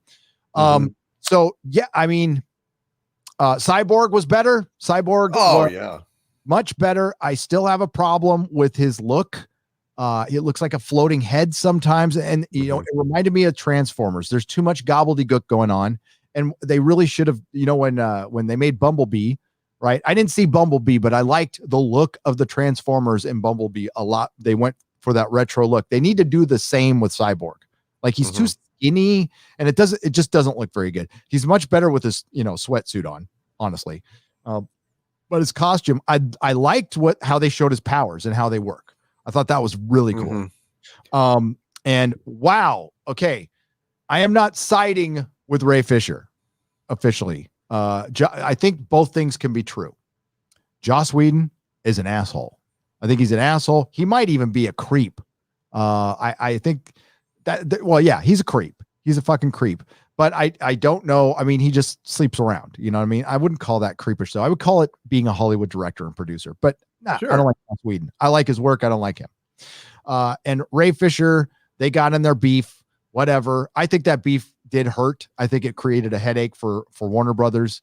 And especially when he was going after Walter Hamada, maybe he should have. I don't fucking know. I don't know. But it sounds like to me, it's just Hollywood stuff. It sounds like to me, Joss Whedon just yelled at him and he got his Fifi cert. That being said, the shit that they cut out from the movie was significant, significant. And I'm talking not just for Cyborg, but for the Mother Box. And then of course, all the dark side shit that they cut out, which was fucking, you watch this version and you're like, remember folks, Warner Brothers wanted the version you saw in the theaters. That's what they wanted. Like Henry Cavill with like his face melting. It looks like a botched fucking plastic surgery job or something like that. And they didn't want Darkseid in there for whatever reason. So they just rushed this version out. This is an infinitely better movie. Now, if you hate Zack Snyder, and I mean hate him, you're gonna hate him after this. Right. You're not gonna like it. But if you're just okay with some of his stuff, it's better. What I have the hardest time doing is, I like the movie. I think it's good. I'm really happy about the fan movement. The takeaway from the fan movement is the fan movement brought a lot of awareness to a very good cause, raised a lot of money. I would remind you that the most money was raised by a charity that was started by Geeks and Gamers. But so there's that. And I wanted to succeed on the fan movement, but man, when the Fonz tries to apologize, right? He's on right. I'm having a hard time recommending you sign up for HBO Max to watch it. Right. If you got it already, I'm just coming very little short of saying that because they're dicks, because they're fucking dicks. I don't know if there's a battle between Warner Brothers and AT&T. Kind of sounds that way, but I don't know. It sounds like AT&T has to come down once in a while, like they come down from their ivory tower and say, do this. We need to make money. And then Warner Brothers goes back to being their knee-jerk, indecisive, fucking dumb self and give Jar Jar Abrams $500 million, which, I mean, they should be mocked mercilessly for the rest of time for that. They should never, ever be able to live it down that they picked a guy. They could have made all these great movies in the DCU here, but they chose to squander that on a guy that was offered, allegedly, from what I heard, like almost double what they offered him at Warner Brothers, at Apple, to go and do original content. And that's the last thing in the world that this clown wanted to do. He is a cultural vandal. He is not an original thinker. And it's so much easier for him to go ahead and corrupt and destroy things that already exist, created by people better than this guy. He would be lost. He wouldn't know what the hell to do with a whole slate of original projects over at Apple. Nah, I'll take half of the money and fuck up your mythos in a minute. That's what I want to do. It's just fucking pathetic. Ta-Nehisi Coates, Superman, and they're going to try to market it like Black Panther. That's their whole goal. Is just Jar Jar copy shit. So I promise you, he will produce that movie. They will make it. It'll be a couple of years, and they're going to release it in February. And they're going to try to copy the success of Black Panther with Superman, and they're going to say it's for progress. It's the derivative of a derivative character. Black Panther was a cultural moment, because it was an original character, a real groundbreaking character that Marvel comic book fans like a lot, a real Avenger. Right. Very believable if he would have led the Avengers, not fucking Carol Danvers. If Black Panther led the Avengers, yeah, of course. He's actually probably the second best choice considering he's rich and nobody else is. Yeah, you think Black Panther, would have taken care of Sam Wilson? Yep. Oh, that also could be. But that's the thing is that, Superman's not black. Sorry, Tahiki Coates, he's not black. So, it's just not it's not the same thing at all. And this is what we get, and they make these decisions on purpose. They want the first thing in their mind is not progress. The first thing in their mind is, oh, this will piss off a lot of people and get us a lot of positive press. Is that progress? Is that progress? Because I promise you, I'm not in anybody's head, but I promise you that's the first thing that fucking hits their mind. It's not like, are we trying to make things better for people? No, they're like, what's going to line our pockets? What's going to get us the most attention? Let's do something shocking. Well, I'm not shocked. It's pretty basic bitch at this point. And Jar Jar Abrams is the most basic of basic bitches. And Clark Kent Superman. You can say what you want, and that's fine. You can, I don't know, create an original character. I made that suggestion. If the comic book companies want to like really do something groundbreaking, bring in real storytellers, get 5 creatives, 5 writers, 5 artists at each company, and say, give them a certain amount of money, and you all have a certain amount of time to create new characters from scratch, which are not affiliated or derived from any other character. No mutants. They have to have origins, and we need new characters. Instead of relabeling the ones we have, which has been going on forever. How many superheroes have actually been created over the last 20 years, 30 years that have stuck? Like little to none. The X-Men was the last place where you can introduce new superheroes and stuff. But instead, we have like the 5th version of Captain America, who's gay, on Pride Month, and completely ignoring the actual character that actually broke ground, North Star. They probably don't even know who he is. So that's what we're dealing with. Back to Zack Snyder's Justice League, what at least he did was he didn't fill it with that shit, and he showed the characters respect. You might not have liked his take on characters, but he showed that character within his world, and I view this as an Elseworld story. That's why it worked for me. I don't view it as established DC canon. This is an Elseworld story. I fucking love the Nightmare stuff. Loved it. I want more of that. Now, seeing Amber Turd there took me right out of it. I can't stand her, and they need to recast her. She is terrible. But I was waiting to see a floater, right next to her when she was wrapped in Aquaman's bed sheets, floating just right there, little brown ghost just floating through the water. But yeah, it's they have no confidence in their creative abilities. They have no faith in their skill at creating a new character that will resonate. It's so much easier to just culturally vandalize everything. That's the problem. Yep. And they don't give any of the creators, well, there aren't none left, but the ones who were there, who were actually genuinely creative, they give them no incentive to create a new character because they'll steal everything from them instead of giving them like a legit piece of the pie where the company could still make plenty of money if the character takes off. Like it would have been nothing for Disney to give Len Wein and the others who created Wolverine or anybody, fucking 2% of something, a percent of $1 billion in revenue or something, but they just don't want to give any. It's not even being fair. They don't want to give any.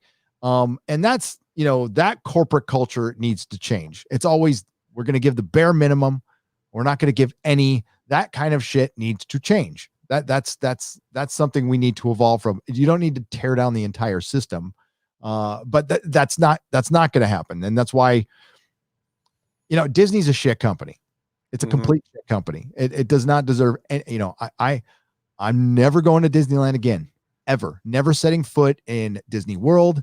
I don't care if I go there for free. I don't want to accidentally, drop a dime there and give them some money. Like, no, I'm fucking done. I'm done with this company. It's horrific, and they've been given too much control. They have too much control over Hollywood, too much control over pop culture, and they are poisoning it. And now all the other companies are trying to copy them, when Warner Brothers is a company that could crush Disney if it wanted to, if it can get its shit together, but it can't.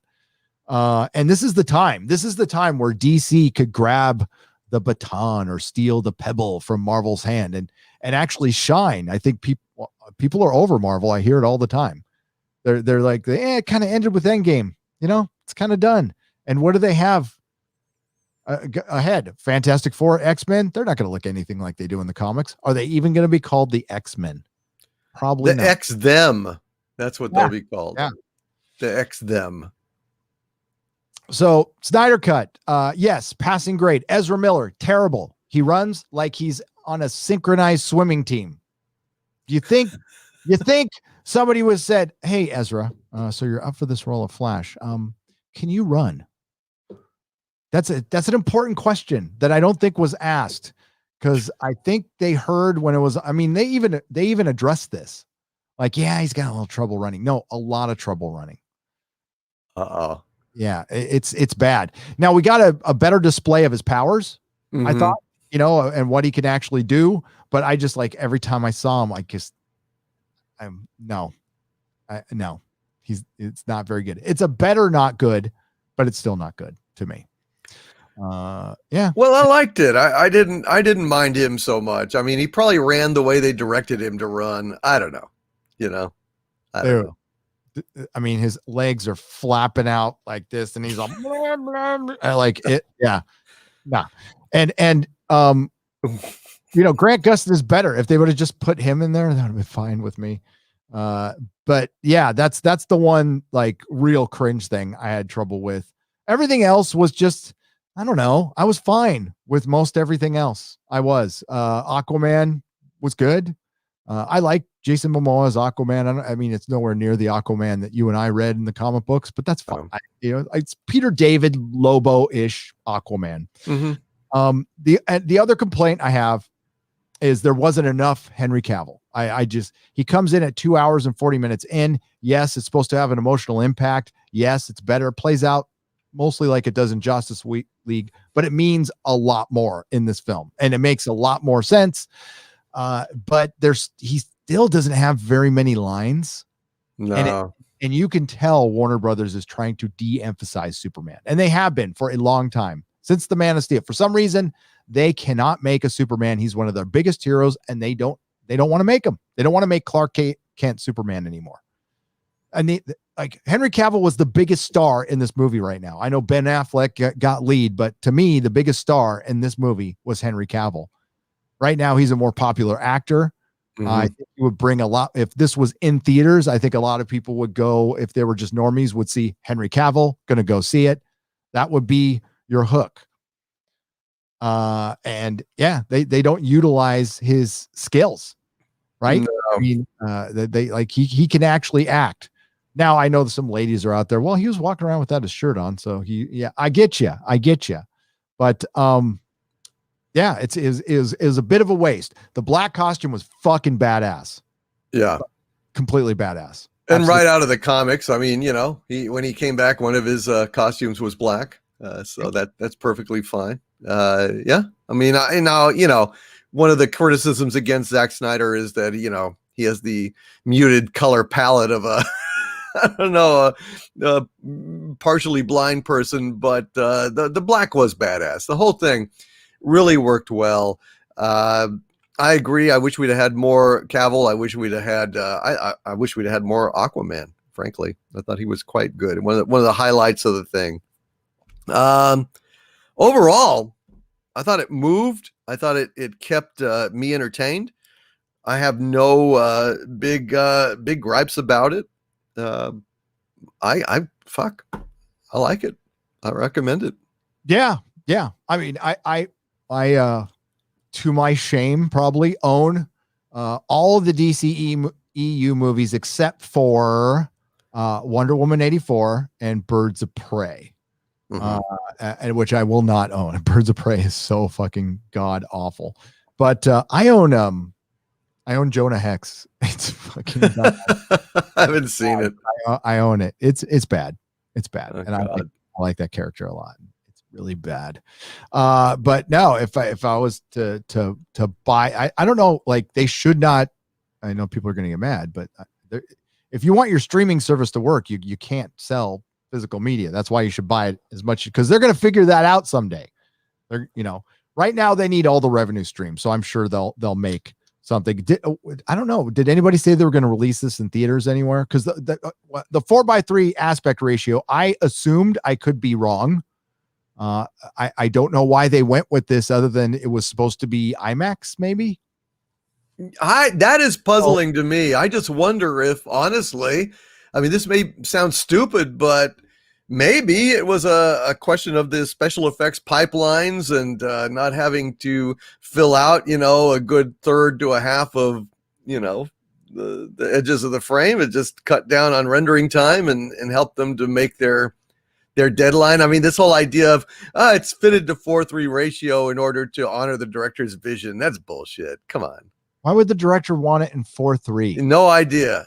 I mean, if it was black and white, like Casablanca or something, then sure, that makes sense. But it was like an initial gripe, and then I just forgot all about it as I got sucked into the narrative. But it was weird. It didn't bother me. I thought it was like, maybe we'll get this in an IMAX. I don't even know if that's like technically the right aspect ratio for IMAX. I know IMAX is taller, but that's it didn't bother me. That was fine. I guess if I invested in like a $5,000 like crystal plasma 4K, I don't know if they make plasma crystal, but 4K TV and like a 4x, what the fuck? That's why I got a projector. It's much better. There you go. So yeah, passing grade, absolute passing grade. Did not like Ezra Miller, liked everybody else. I thought every character, even Ezra Miller's, was improved. The highlight for me was the antiquity battle, the all the shit the comic book fans are going to like. The nightmare scene, Jeremy Irons as fucking Alfred is great. J.K. Simmons as fucking Commissioner Gordon is great. It's like one of the best casts. And then one of the worst, with Ezra. But there's it was a largely positive experience, completely dampened by what happened fucking prior, man. Yeah, fortunately, I really didn't know hardly anything about it when I saw the movie. I had gone to bed as early as I possibly could to try and get up very early to see it and then do a review. So I kind of was largely ignorant. I'd heard something about, I think in the morning I got up and saw on Twitter some kind of thing. There was some insult or something. And it's like, okay, I'll mention that, but I need to see this thing, or, I'm not going to really get it out there. But, we review stuff. That's what we do. And it was, it's been a tough week, man. This daylight savings time shit has really kicked my ass, and I'm only finally now starting to get up before noon. Thank God. I really hope that people ultimately, and I know you do.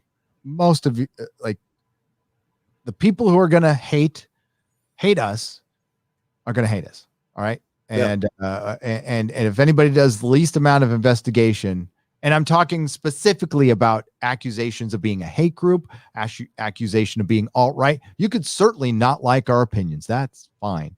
But when you start coming out with accusations like that, and including Doomcock and yours truly in that, and my friends, and again, thank you publicly to Dataracer and the quartering. Amen. And they have not to be thanked, but I truly thank them for doing that work, because it needed to be done, and it did expose something. And that's the big takeaway for me from this week is, so Warner Brothers knows about us.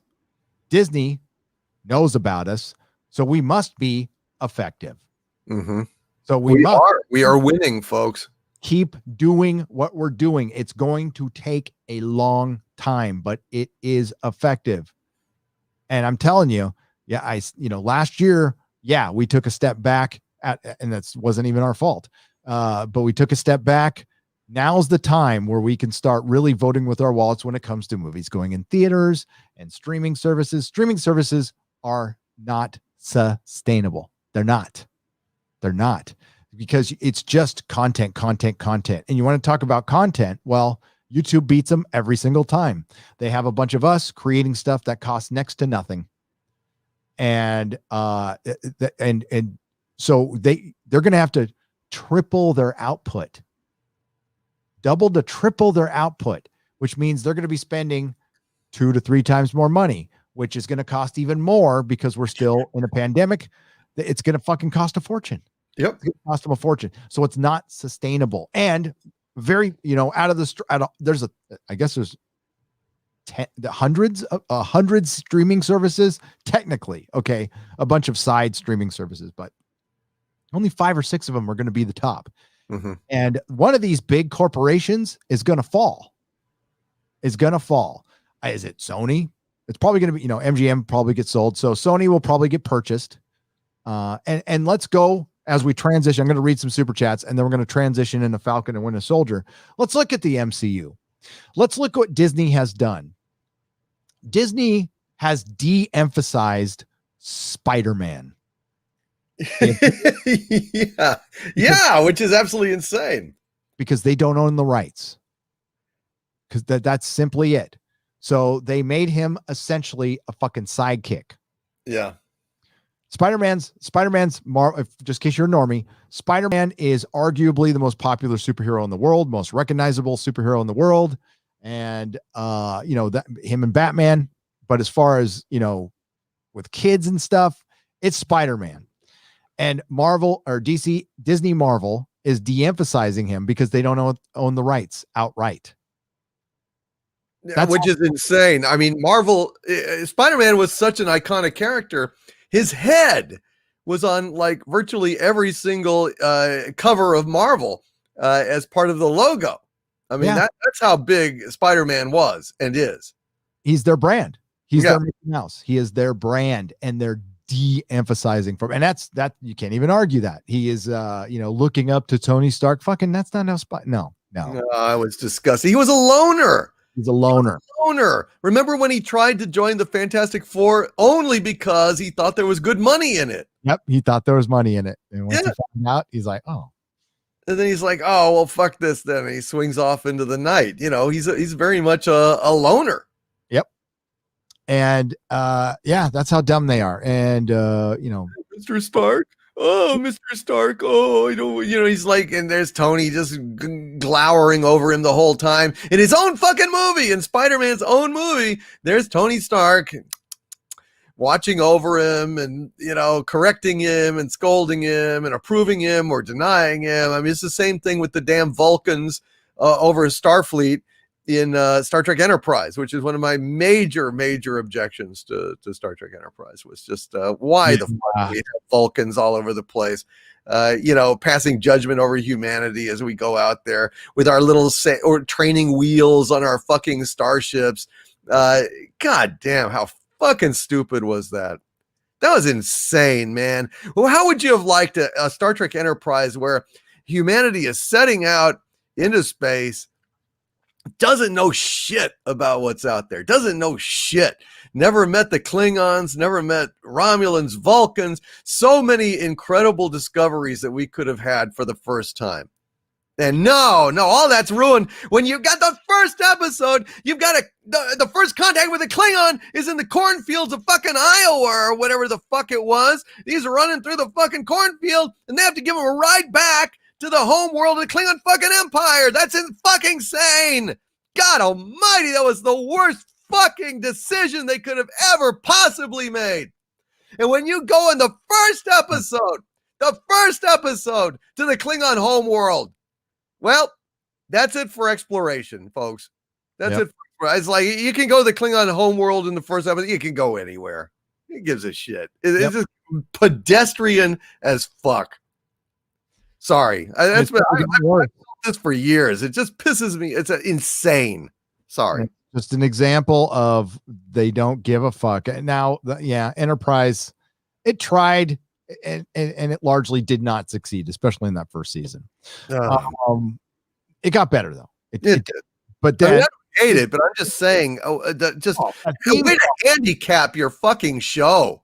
Fucking theme song. Fuck that theme song. Oh my God. In a long time. Jesus. Do you like, okay, Mikey Gussler asked for $5. Do you like the confrontation between Batman and Joker? Now, we know why Batman said the F-bomb. I think it made sense. What do you guys think? I don't like it. It's Zack Snyder's Justice League. I understand that Batman kills people and drops F-bombs. I'm fine with it. I wasn't initially fine with it, but I am now. Okay. I'm fine with it. I liked it. It was kind of surprising, kind of shocking, but of course it also was a nightmare sequence. Batman can cuss in his dreams. Sure. It's obviously, maybe it's Dr. Fate sending him a vision or something, or it's some of the multiverse seeping into his head from Dr. Fate. I don't fucking know. Right. The Joker was much better. I mean, Leto was much better as the Joker than he was in that horrible abortion. Yeah. Suicide Squad. Brightest Day for $5. Song, happy birthday. Oh, happy birthday to me. Happy birthday to me. The best gift I can ask for is our great community. Brightest Day, welcome. Like, I don't mind you guys using the word community. I don't like using the language. So it's cool when I accidentally say it once in a while. I like to say just a group of individuals or something, or a group or friends or whatever. We're going to go to donations real quick. Thank you for your Streamlab donations. I appreciate it. And this is from Young Gid for $100. $100. Jeez. I didn't see that at first. Hail, proud to support the Nerdrotic team, a voice of reason and a light in the darkness. Why, thank you. I do my best. And you know what? You know how bad fucking Hollywood is off when I'm the voice of reason? Fucking, are you kidding me? I know. I made some horrible decisions in my life. But fuck, at least I've learned from a couple of them. I don't know. Thank you. I appreciate that. And we try to be as much as we can. We're imperfect human beings. We're fallible. We make mistakes. Our emotions run high. Sometimes we don't see shit coming. I would love to be the guy who sees everything coming. Oh, fuck yeah. But then you think about it. Well, that'd be boring life. Be a boring life, No, I don't see everything coming.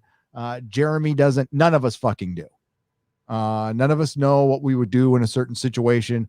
On the stream, I did afterwards. I told my little prison story, which was the biggest wake up call of my life at the time. I lived a pretty rough life as a kid. I was I was homeless. I was on drugs and all stuff. So I've seen a lot of crazy shit.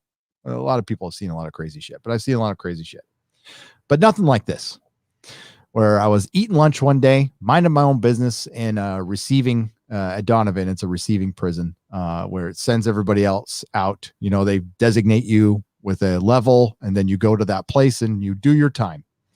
I was looking forward to getting out of there because you can smoke once you get out of there. You were allowed to smoke cigarettes, and I needed to do something. And I wasn't going to do drugs anymore. I was like, I had decided as soon as I got into prison, I'm like, I think I'm pretty done now. If I survive this, I'm done. So I was sitting there eating lunch with this Hell's Angels pledge who was a giant of a man. His name was Flash. He had red hair, big red handlebar mustache, big tough motherfucker, tough talking motherfucker. And I was at a table with a bunch of big tough talking motherfuckers. And I'm sitting there eating my lunch, and then I look up and Flash has a pencil, a number 2 pencil sticking out of his neck, and the blood is going out. I'm sorry to be gross, but the blood is going out like Monty Python. And Flash goes down, and the 2 big motherfuckers who are at the table, by the way, he got hit by an 18-year-old kid. A little 18-year-old kid went and did this. Those two guys were gone. Like puffs of fucking smoke. They could have killed that kid, but they ran.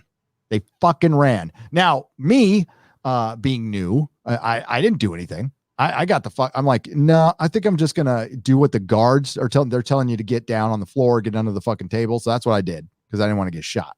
But yeah, nobody knows what they're gonna fucking do. The next time that happened to me, and there was a next time, I was in there fucking throwing with that. You know, you never know what you're gonna do. It depends on your situation. We can all. I would love to say I would have known what I was gonna do in that situation on that stream. No fucking idea what I would have done. None. And I wasn't put in that position. Crazy Cat Guy for $10. Some cheddar for your efforts. Thanks for the stream. Cool cat. Thank you, Crazy Cat Guy. I appreciate it. And the Donalizer for $5. My first super chat. We'll be gentle. We'll be gentle. He says, boom. Thank you for the $5. I appreciate it. And welcome. Can we get an app where it can bet or donate with benefits on start times? Call it TikTok Nerdrotic. Yeah. I don't know. Listening to Jeremy's experience of app creation, it sounds incredible. And thank you, Mo Fantasy, for $5. It sounds like a giant headache and it sounds expensive as hell. It's kind of like building a website, but worse. And, you know, I have been around the block on paying people to build websites. And, you know, if you're a big old company, you can do that, but I can't throw around $5, $6, $7, $10, $20,000 to build something. I'd rather just be cheap. That's why I've got a cheap old website that I know how to work it. Cause, I just don't want to throw that kind of money around. But Jeremy's going to create an app. And I'm interested to see how it turns out. Dad Man Walking 55 for $5, celebrating 1 month as a member. My first streamer, unsure what the loyalty badge is, but keep calm, keep being calm, voice of reason while holding the line. I will always hold the line. And thank you. I don't know what your my loyalty badge here. Let's see. The loyalty badge is either. Oh, if it's blue, it's the proto molecule, right? So it's I'm forgetting her name now. Doomcock. Julie Mao. It's Julie, yes, Julie Mao, indeed. From The Expanse, from season 1 of The Expanse. And then the other one is Bortus with a mustache. And then the third one is Gandalf. We're gonna have more thanks to my good friend Jeremy, who helps me out. Krista and X-Ray Girl and Perry Chan, the great Perry Chan, are going to get me some badges and stuff all hooked up on this channel. And yes, X-Ray, welcome X-Ray Girl, the new live stream producer for Nerdrotic. Welcome X-Ray Girl. We love it. That is... And thanks to Jeremy. Kit Kat for 100 British pounds. Oh my God. Oh, no way. How did I miss that? No, it's tomorrow. He says, very happy birthday to William Shatner, born March 22nd, 1931, 90 years old, still raising and riding horses, still witty and charming, still very much loved. Will celebrate his 100th birthday.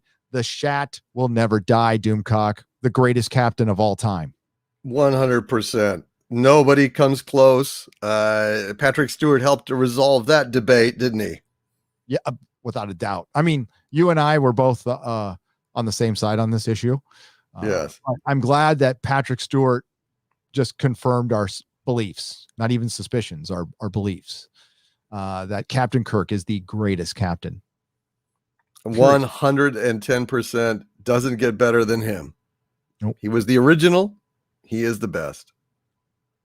I mean, they set the precedent, a precedent that, wasn't really equaled.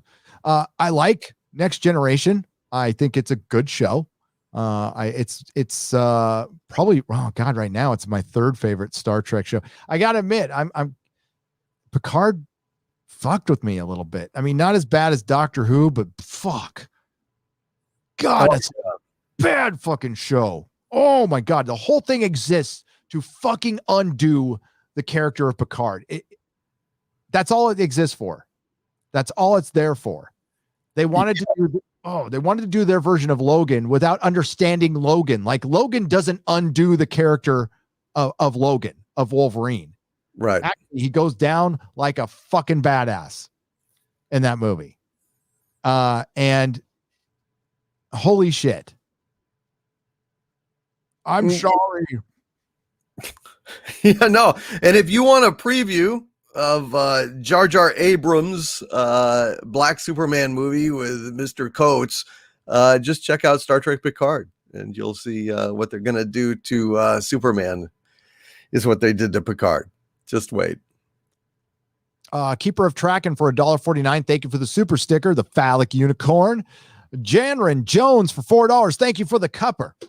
And for $4. And for, whoa, dude, what the hell? $100. K-Biz. Oh, my Lord.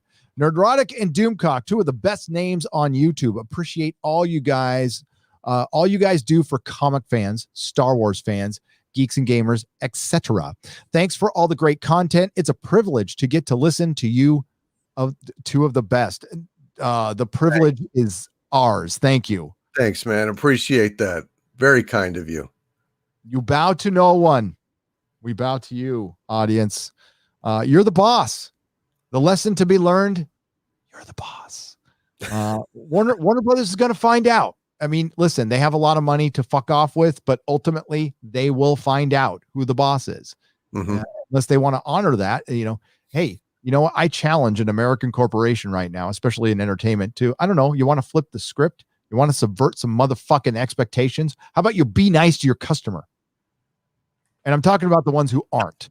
Okay? God, what a radical idea, that you walk into their store and they don't fling poop at you like crazed baboons. It's just the damnedest thing. It's a weird old-fashioned notion that you don't shit on your customers. It's a radical idea these days. Dude, listen, you and I have been nerds for a long time. I remember the comic book stereotype, and the stereotype of nerds exists because it was true, okay? Back in the day, if you walked into a comic shop, or you walked into where they're playing some D&D, where you walk into a hall at Comic-Con where there's a semi, where there's a very niche group meeting, like, for example, the brown coats, and you walk in and nobody makes eye contact with you. They're all talking to each other, and when they look, or they go, or that guy who doesn't lift his fucking head up from the comic book goes, how's it going? When you walk in, that shit existed. It did, and that's how the companies are treating us right now. So I mean, we're returning to the old days. So through I guess natural selection, I don't know if that's the right term, we are returning to the old days. We'll be back to the days where, man, I wish I could see a proper Fantastic Four on screen. We're never going to see it, folks. The Fox one, that's as close as you'll get. That's it. The Corman movie, that's it. Corman movie. I like it. I mean, it's flawed, but Jesus, it's so much better than any of the other iterations of Fantastic Four. It's just a shame, man. God, it could be great. Could be so great. But... I love their Dr. Doom. Oh, yeah. It's better than the cartoons. Remember the cartoons? It was goofy. It's like, so Richards, I'm going to go ahead and I'm going to put the zap on you. It's like Dr. Doom should not have a voice like that. That's crazy. No. Well, I like the animated series from the 90s. I love the Fantastic Four. Yeah. I'm talking about the, when Captain America throws his mighty shield, Yes. Which were motion comics, essentially. They used Kirby art, and but the Spider-Man one I fucking loved. When I was a little kid, I would wake up. My mom would be kind enough to wake me up at 5 a.m. so I could watch Spider-Man before I went to school. Oh, nice. My God, that song. That was my favorite song for like a decade when I was a kid, just singing the Spider-Man theme song over and over again. Even the Ramones do a cover of it. Dude, it's so good. It is. It is such a good cover. That actually it was on a Saturday afternoon CD. Oh God, Reverend Horton Heat. Reverend Horton Heat does a cover that they do Johnny Quest theme, which is so fucking good. Ooh, God, that would be good. Yeah. Oh, it's so good. Yeah, I have the CD, but they released the single on a cassette that was in a polybagged version of Spider-Man comics. I have all those still in the poly bag. But yeah, that's how cool comics used to be. You used to be able to go get a Spider-Man comic, and in your comic was a cassette single of the fucking Ramones covering the Spider-Man theme. Badass. Now we got to have a fifth version of Captain America that's gay to sell even like 10,000 copies to speculators. I mean, it's so sad what it's at now. The one thing that I really liked what the independent sphere was doing was bringing back the fucking foil variant and the die cut. I loved all that shit. You need bells, whistles, fucking cards. And by the way, the comic has to be really fucking good. You can't just not have a really fucking good comic. And that's where the independent sphere, it's going to take a while. It's going to take time. The comic industry wasn't born overnight, and you don't create a brand new publisher out of nowhere. Mm-hmm. It takes a ton of work and a ton of time and a ton of consistency, and hopefully something will catch on. But you got to ask yourself, that independent sphere, how long does it? I hope it stays independent. You know what I mean? Instead of selling your option to Hollywood, which you have every right to do. Listen, if you're writing a comic book and Hollywood comes down and goes, we'll give you up, just remember that a lot of rights were sold off I watched it happen on Artist Alley in Comic-Con. Like Hollywood was trolling down there, and they would offer the creators $10,000, $15,000, which to a creator in college sounds like a shitload of money, because it is. But you're selling your baby. Yeah. You're selling your baby to get option for 5 years, and you don't get to do shit with it. And depending on your contract, you can get really fucked on those. So, just be wary of that stuff. Yes, you want to make money. But I hope one day one of these things will catch on, and it won't require being sold to some giant corporation. It will catch on in a way, because if it does that, then more people will do it. Mm-hmm. Right. So something has to catch on to be, because once it really catches on, we've had a lot of successes already. Well, they've had, I won't say we, but they've had a lot of successes already. But, Berserk, Keanu Reeves came in with Berserk. That did fucking great, by the way. I can't wait to read that. So hopefully more stuff like that happens, but it's going to take time. You could still, build an independent sphere while we're still trying to change Hollywood. By all means, build an independent sphere. Now, as far as movie and television is concerned, that's a different prospect. It's doable, but it's going to be tough because it requires a lot of artistic collaboration. And artistic collaborations, for the most part, if they last, it's not unlike a rock band. Average 5 years. Mm-hmm. 5 years. Otherwise, a comic book you can do on your own or with 2 or 3 people. A show. Ask Rebecca Gold, Ian from Rebecca Gold. Ask him how many people are involved in his project. It's a lot. It's a lot just for a web series. That fucking Batman dying is easy is so fucking good, dude. It's God, it's so. I don't know how many people were involved with that. And that, I bet you that was expensive as hell to make. And I liked it for a fan film, but it doesn't, you can't compare it obviously to a studio film. And it's obviously Batman. We need to see more original stuff with that. And hopefully we will.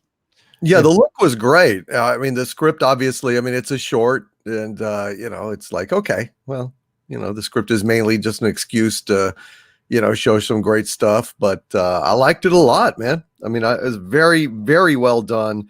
A hell of an achievement, and the guy should be proud. Yeah. Yep.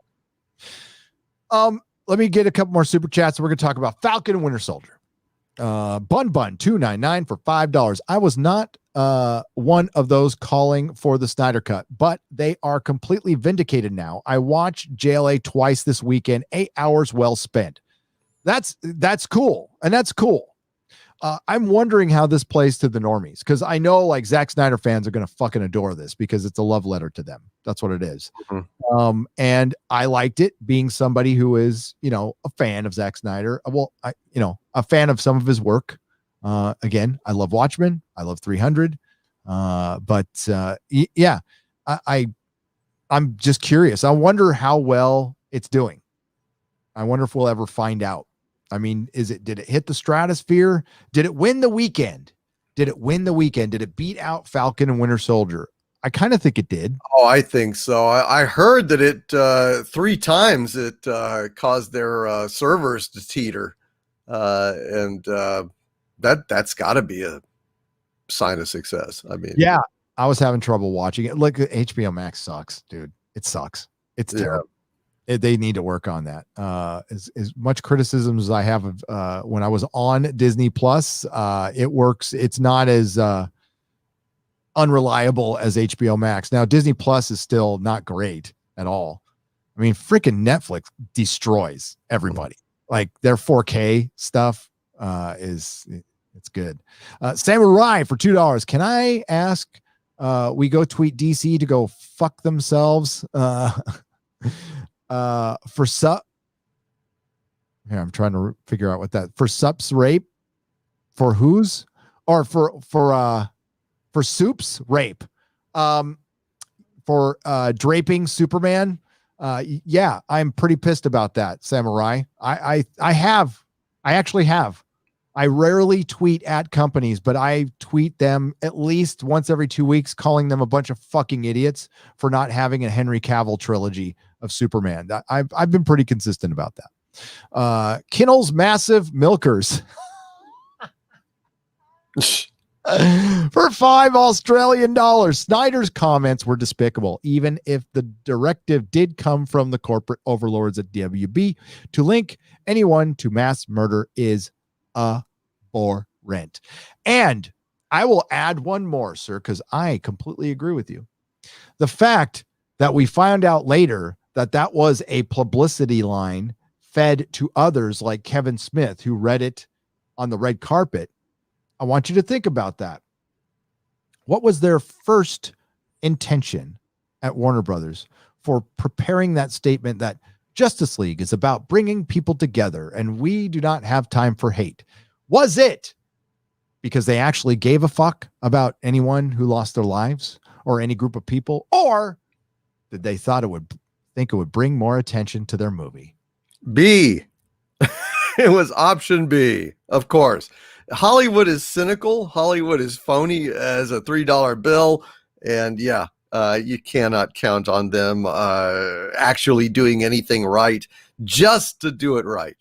They're full of shit. Full of shit all the time. And they're a 20th century model. They practice. I mean, they're dinosaurs, folks. And yes, they're still going to be around for a while because AT&T bought themselves out of extinction. Basically, they were a company massively in debt, and they just bought another company that will keep them going. And that's how these things work. It's getting skewed, and this is bad. This is very bad. And I think it stems back to even go as far, we have laws on the books that we're not applying to these companies. There's no way fucking Disney should have been allowed to buy Fox. Not in a million fucking years. I'm so pissed that fucking happened. And I don't know if AT&T should have been able to buy Warner Brothers. I didn't want that one to happen too. And what's going to happen? Somebody's going to gobble them up. Sony's going to get bought. Somebody's going to the rumor of Sony getting purchased by like Apple or something. I think it's just around the corner. Gare Bear thought the Snyder cut was enjoyable. I can understand why Ray Fisher was angry with his role being cut almost to nothing. Still a punk though. Kinnell's 3 inches of, I can't read the rest of it, of mediocre. We'll just say 3 inches of mediocre.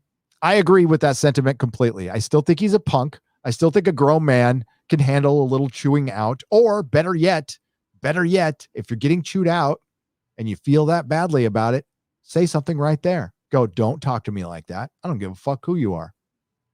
I don't give a fuck who you are. You don't ever talk to me like that. Or you could not drop an F-bomb and just say, don't ever talk to me like that. If somebody's screaming at you at work, you can do that. That is an option. You can even point the finger at them. And that usually shuts people down. Mm-hmm. Don't take that shit ever. Wait for it. Thank you for the wait for it super sticker for $1.99. Okay, Doomcock. And that was from Kit Kat. Thank you, Kit Kat. Doomcock, what did you think of Falcon and Winter Soldier? Oh, God. It was more story than we're used to in terms of being 50 minutes long on this episode. And I was wishing for less. It was boring. It was really quite boring. I mean, I like the action scene at the opener with Falcon and the plane. Thought that was quite good. Actually, kind of movie level action there. And then we go into him going around with his pal and going to the bank to get a loan he shouldn't have to do. The Avengers should be able to handle that internally. I thought the Winter Soldier flashback was very good as well. But these are basically 2 action scenes out of the whole 50 minutes, and the rest of it was really mundane, quite slow, much more boring than the Snyder cut. Holy crap, man. Now I really like God, I forget his name now, but the actor that's playing Falcon, he's great. He's really good. And of course, the Winter Soldier himself, I like the actor, Sebastian Stan, but overall pretty damn lame. Yeah. Falcon is his own character. Falcon was always, I never looked at him as a Robin for for one, when I started buying comics, Captain America and Falcon were together, and I just thought they would be together forever. I just thought they were like peas in a pod. That's the way it always was, because that's what I read. I had a Falcon Migo. So, I mean, I was flying Falcon around with my Captain America Migo. We were like, we were actually beating the shit out of Spider-Man because they didn't make a Red Skull. So Spider-Man took the place of Red Skull. And I think Anthony Mackie he's a good Falcon. He's always been a good Falcon. And I've liked him since his first appearance. And they're doing such disservice to these characters. You're going to make people not like characters they liked immensely. And listen, Falcon, you think about it, it's a pretty basic superhero. They named him after a bird. And he's got bird powers. He can fly. But they did something really cool with it. And his costume in the beginning looked good. It looked really good. And it looked kind of like the comic book. And I liked, the opening scene. But then it goes right into identity politics. It goes right into, we know where they're going with this. And that loan scene was so fucking ridiculous. I was done. But no, it was in the beginning when they're paying homage to Steve Rogers. Mm-hmm. Is he dead now? I mean, did he die? Or is he just old and they're pretending he's dead? Well, I've probably what happened is that, in my opinion, they don't know that he came back and was an old man. I mean, I think they kept that quiet. So as far as the larger world is concerned, he vanished and never came back. I think that's what that was. So Captain America still had a life to live, life to live with his gift, with his superpower. And he chose to give it up, go back to another time, ignore certain events so he could selfishly live out his life. Bullshit. Steve Rogers would never fuck. This is a guy who went to like balls to the wall for his friend. Like he would never fucking do that. Even the one in the MCU, which is much different than the one in the comic books. But I digress. Sam Wilson said, he was the best of us, but it's time for new heroes for these times. And I'm just like, fuck this. Yeah. Fuck this. Yeah. That is all new, all different Marvel. That's practically ripped right out of the fucking comic books. Well, at least when they unveiled the new Captain America, she didn't have tits. I mean, there's that at least. It could have just been big old jugs just hanging out there. That's going to be the first what if. I'm not kidding. The first what if is going to be Agent Carter as Captain America. Uh-huh. Yep. So, yeah. And I just knew what we were getting. Listen, we heard that they were going to talk about police brutality and racism in America, and is Sam worthy of throwing the shield? No, because he can't throw it as hard as Steve Rogers did, or he can't throw it as hard as Bucky would be able to with his uber arm. No, he has no superpowers. He's just he can fly. Yeah. And he's not that big, he's a good character. He's a good character, but he's a C-list character. He's a C-list character. He will always be a C-list character. And you're just taking somebody else's mantle. So basically you're just carrying a shield with your Falcon suit on. Well, you're still Falcon. Well, apparently not. He gave the shield up, although he'll probably get it back by the end of it. But yeah, no, listen, I thought that was a terrible idea. I mean, it's just he's not. Bucky should have been the new Captain America, and the fact that he wasn't, it's just kind of silly. It would have been appropriate for him. He was a sidekick. There is a great Ed Brubaker run of Bucky as Cap. It's fucking so good. I read that, really. That's good. Or you can go the real U.S. agent route with John Walker, who had powers and was a dick. You could just adapt that. There's so much that they've skipped, and they're showing they're going to skip it because they really, this is that whole people who see the world for what it is and people who see the world for what they want it to be. Right. So Disney trying to create truth instead of furthering their brand that can maximize their profits, that can guarantee that the Marvel Cinematic Universe will live forever in their infinite wisdom, because these bankers don't watch their shit. They know nothing about fandom. They don't understand us.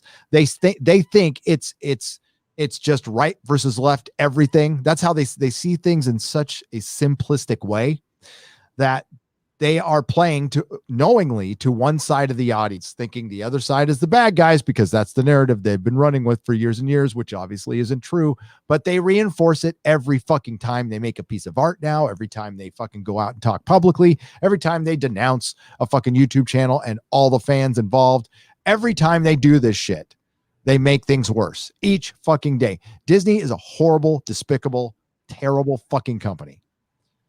And I will laugh. I will mock when they eventually fail. Right now, Marvel has plenty of goodwill.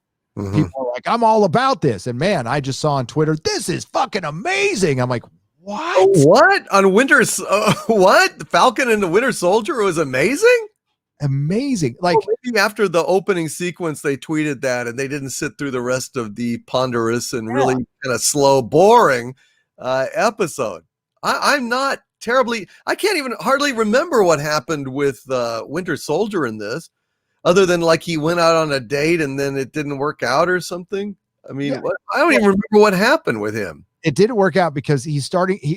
See, this is something they should really play off of, but I have a feeling they're going to use this against him for having the shield. But, Bucky, he can remember everything. Right. So, and he's got to live with that now. And Cap isn't around because his selfish fuckhead friend who spent, his damn near a few years trying to get him back just abandons him. That's it. By the way, Steve wouldn't abandon fucking Bucky when he still has a lot of shit to do. lot of work to do. What a fucking dick Steve Rogers is. Steve Rogers is a dick. The fucking asshole. Fuck Endgame. And yeah, so he's got PTSD.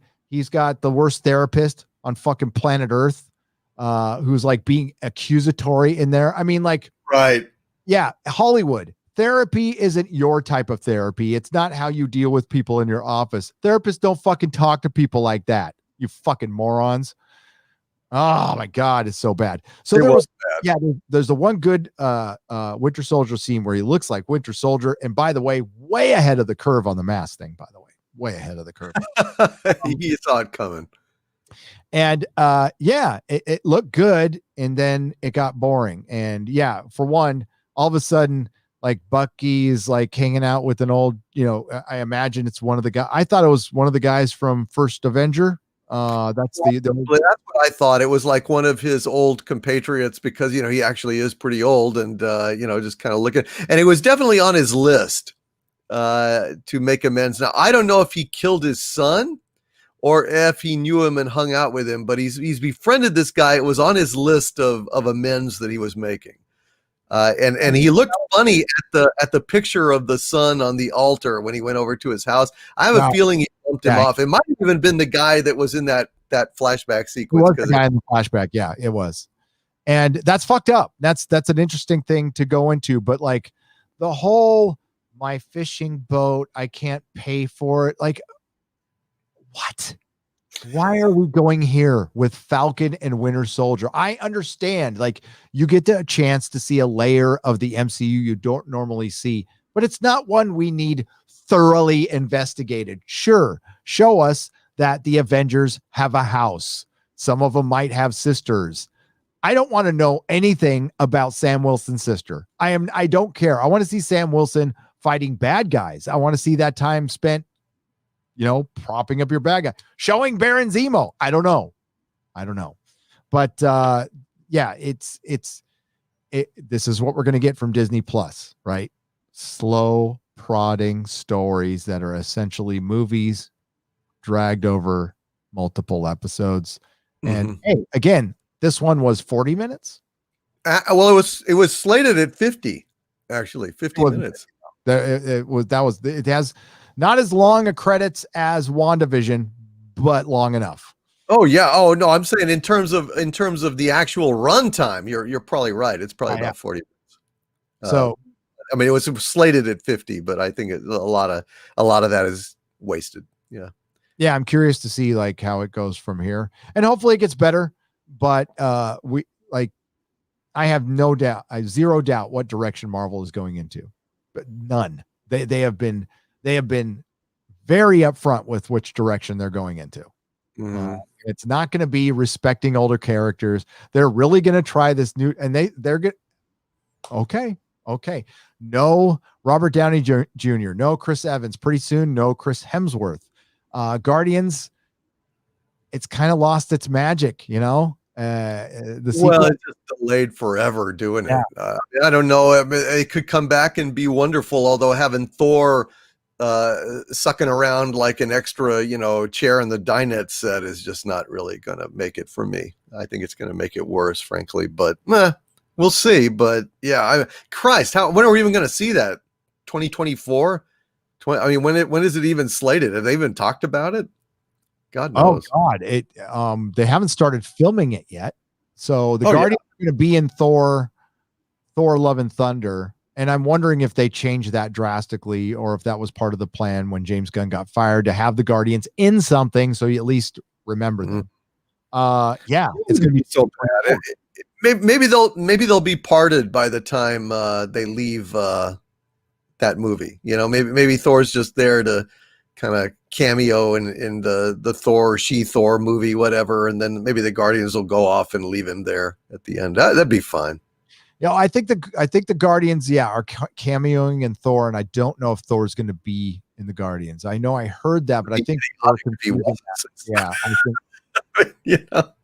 since he's riding along and they're going, first stop on our destination is the Thor movie, and Thor's not going to be in it. That would be pretty dumb. That'd be pretty. Well, we don't know. He might not be in it. You're right.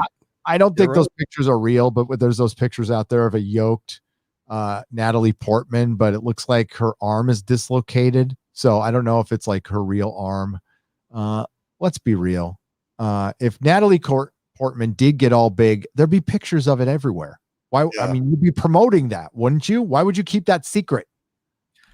Yeah, you got me. I don't know. You really wouldn't. I think Natalie Portman basically weighs as much as the Hammer, and that's about it. Captain Spire. Why don't they just make a good Steel movie? In the comic, did a great job with John Irons. He came across as having the integrity of Superman and the determination to fight the good fight. I just want a good Steel portrayal. Steel was good. You know what? I like the crazy crossovers. I liked the Clone Saga. I liked the death and return of Superman. People at the time were complaining about it. I liked the whole Azrael thing with Batman. I loved all that shit. I lived for crossovers. I wanted them all when I went to my comic store because I didn't have a lot of money back then. So my comics were my thing. That was what, like, when I went to work, the one like little hobby and the enjoyment I had was I could afford comic books. That was about it as a delivery driver. So I got, I go to my comic shop, talk to Marilyn from On Comic Ground down in San Diego, a victim of the economy actually. And I just tell her, give me one of everything from the death of Superman or whatever crossover was going on at the time. Loved it. Morality 124 for $4. If only Viacom CBS built on the Snyder cut precedent and allowed Eric Jenderson to complete the true Star Trek 11 instead of Jar Jar Trek job. What's this? The onset of the Romulan War, and the DS9 inspired writing. I had no idea. Have you heard of this? No. Covered the script some months ago. Oh, to Dream. Yeah, I'd never heard of it. No, I never heard of it. Fuck yeah, I'd rather see that. I'd like to see a DS9 movie not made by anybody who's ever even gone to the bathroom in Bad Robot. Mm-hmm. Yeah. Anything that they do is poison. Just straight up. Anything Bad Robot touches is poisoned and not to be fit for human consumption, in my opinion. Byron for $20. Thank you, sir. Nearly Wonder Woman Bat murder and not Superman. Not a Snyder fan. Yeah, I think Wonder Woman's pretty close. I mean, like, if you want to talk about like true to their comic form, Wonder Woman's close. I think it's fairly close. She doesn't have the physical prowess that the Wonder Woman from the comics is. Wonder Woman's bigger. She's big. She's an Amazon, Right. But I think she plays a pretty true blue character. Superman, Henry Cavill's Superman is nowhere near comic book Superman. Nowhere near it. But it's not because he looks like it and he could actually portray it. But he hasn't been given. But the way I see it, I could be wrong, Snyder fans, but you said there's a vision, and that vision is essentially the world starts out, the Snyder DCEU starts out really fucked up, and the heroes make the world a better place instead of making it a worse place. So you're supposed to grow. Superman's supposed to grow into the Superman he is. It's very important that Superman is a Boy Scout. Now he's capable of stuff, but he's still a Boy Scout. And you use that as a blind spot sometimes, because he wants to be good. And he's always having to defend himself in the modern era of people who think he's this fucking crazy alien who could take us over at any minute. And no matter what the guy does, some people aren't going to believe that, but he's got to accept that. And he's got to, he's got a huge responsibility. And part of what he does is hold back some of the times too. It's very well done in Justice League Unlimited. It's very well done in the Superman animated series. Mm-hmm. And so far, it's pretty well done on Superman and Lois. I can't believe I said that. I know, it's amazing. It's a good show. I'm enjoying it. But I mean, like the Batman murdering a lot of people, there needs to be an explanation. And the thing is, that's where the mix-up comes in. There's just too much shit going on and it doesn't all work. Okay, it flat out doesn't, but it's an enjoyable movie. If I see this as a Elseworlds tale. This is not anything. I think you can build on this, and I think Warner Brothers will make the wrong decision. Promise you. Probably so. Although the guns and everything, I mean, this was a wartime situation. To be fair, I mean, this was an invasion of Earth by, rapacious alien troops. So, shit, if you can't kill them, then when can you? I mean, and it makes sense. Batman is the guy that prepares for every contingency, just straight up. So, I mean, he would be prepared if I have to do mass carnage in some kind of invasion exactly like this. Then sure, he would have put guns on there. Or he could have them attached. They could be modular. He could say, "Yep, Alfred, attach the machine guns. We're going into war." So I don't have really that much of a problem with that. He's not personally with his own hands killing supervillains. He's killing aliens that are invading Earth. That's different. Killed a lot of people in Batman versus Superman, though. He's got quite a body count in that. The things I remember from Spider-Man is Madam Web. And this is the 94 series, so that one's great. Has there ever been a Spider-Man movie with Madam Web? No, not. Hail Nerdrotic and Doomcock. Cheers to Harvey the Moist Cthulhu. Moist. Thank you very much. I appreciate being moist, and I will continue to do so. Moist as a Duncan Hines brownie. Back to you, Chet. Thank you, Harvey. I have a feeling they're going to introduce Madam Web soon because they can really use her with this multiverse shit that they're going to do. It's going to be a giant fucking the multiverse sounds fun, and it'll probably be fun for a movie, but it makes the one thing I appreciated from the Snyder cut that Marvel is going way away from is at times it's very melodramatic. It takes itself very seriously. Well, the Marvel Cinematic Universe used to take itself seriously. Now it's kind of tongue in cheek, and it's getting more tongue in cheek as things go on. And I think we're going to have a similar evolution because Hollywood loves to make the same mistakes over and over again. So remember how Batman started out in the 80s, and because they got a bad reaction to Batman Returns, which to this day, I don't understand. I like that movie. Then they went to Schumacher, who decided to make it a musical, and it fucking ruined Batman, something that was insanely popular, right? And Batman, believe it or not, is easy. People tend to ground him too much. He's right in the middle. But the biggest difference between the DC universe and the Marvel universe is Marvel is the world outside your window. DC is the world of gods and monsters and the fantastic. Everything is, I mean, that's what Zack Snyder kind of gets, things are a little more epic and crazy. You also have, granny fucking goodness, and you got fucking Kirby shit, and like Kirby just drew from his imagination and just started, Kirby didn't give a fuck when he got to DC, and I loved it. I mean, it was just like Kirby unleashed, right? Yeah. And I dug it. I did. I was a fan of Commandy, the last boy on Earth. I like that. The Demon. I never really read Devil Dinosaur. I didn't see the point of having a red dinosaur run around, but okay. Mr. Miracle. Really ought to have you could do an awesome Mr. Miracle movie. I think that would be great. Scot-free. You could that could I don't know. I think that could be really awesome. I think so too. How do you want to throw down our judgment for Falcon and Winter Soldier? This is one of 8 episodes. Geez, I don't know. I sentence us to take a bottle of Sominex or some sleeping aid to just sleep through the thing. I mean, for the first time, I sentence us to take something. I don't know, man. I mean, I don't hate it enough to punish it, but it's really pretty lame, man.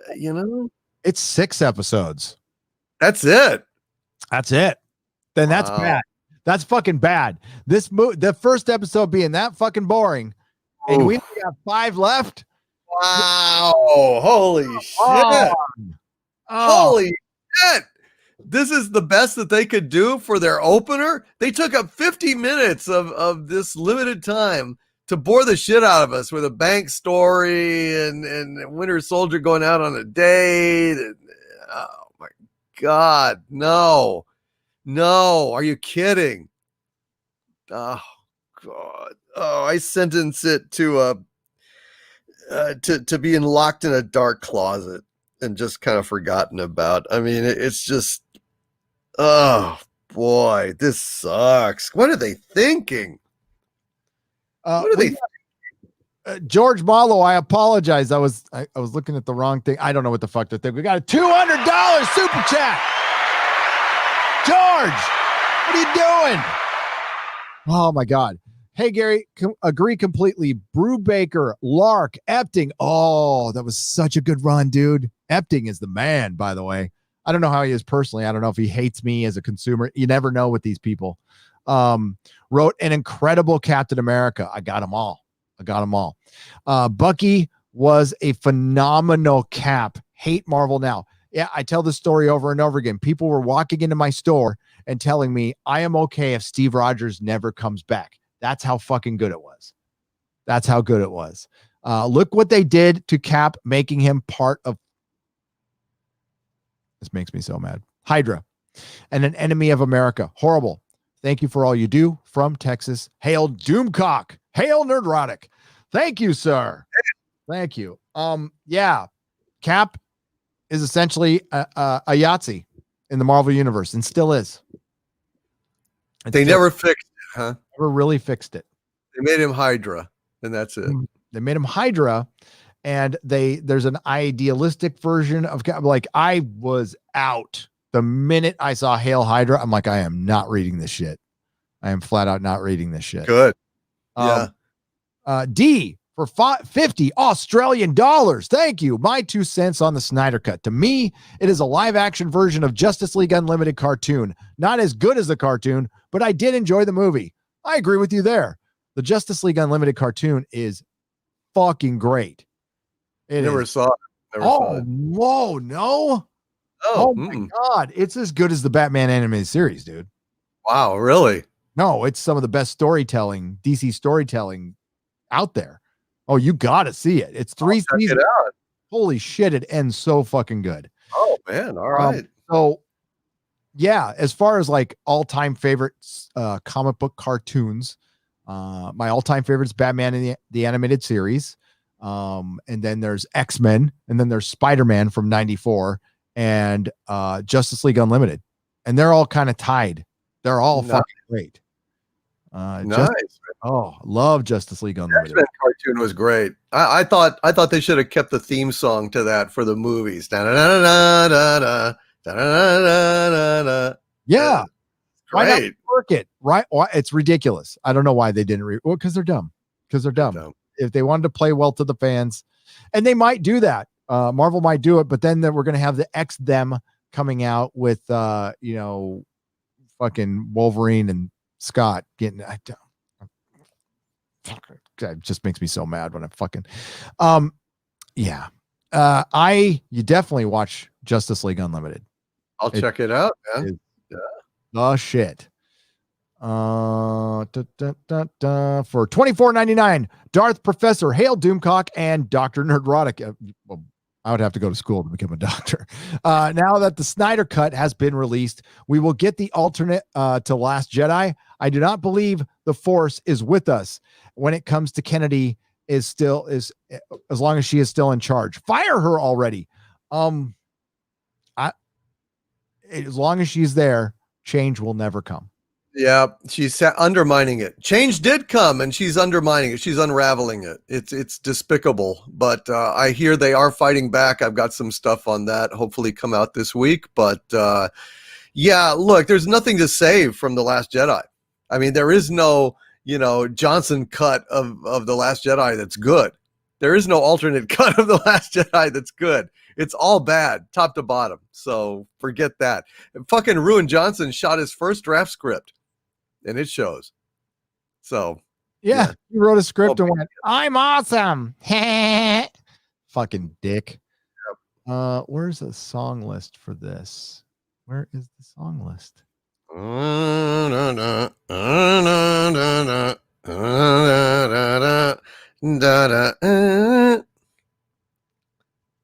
Here's the track list for. Okay, so that CD I was talking about is called Saturday Morning Cartoons Greatest Hits, and it's got Liz Phair. It's very 90s. Okay, it's got Sponge. So Liz Phair is doing 1 banana, 2 banana, 3 banana, 4, and Sponge is doing Go Speed Racer. Sugar Sugar is by Mary Lou Lord and Seismonic. Matthew Sweet does Scooby Doo.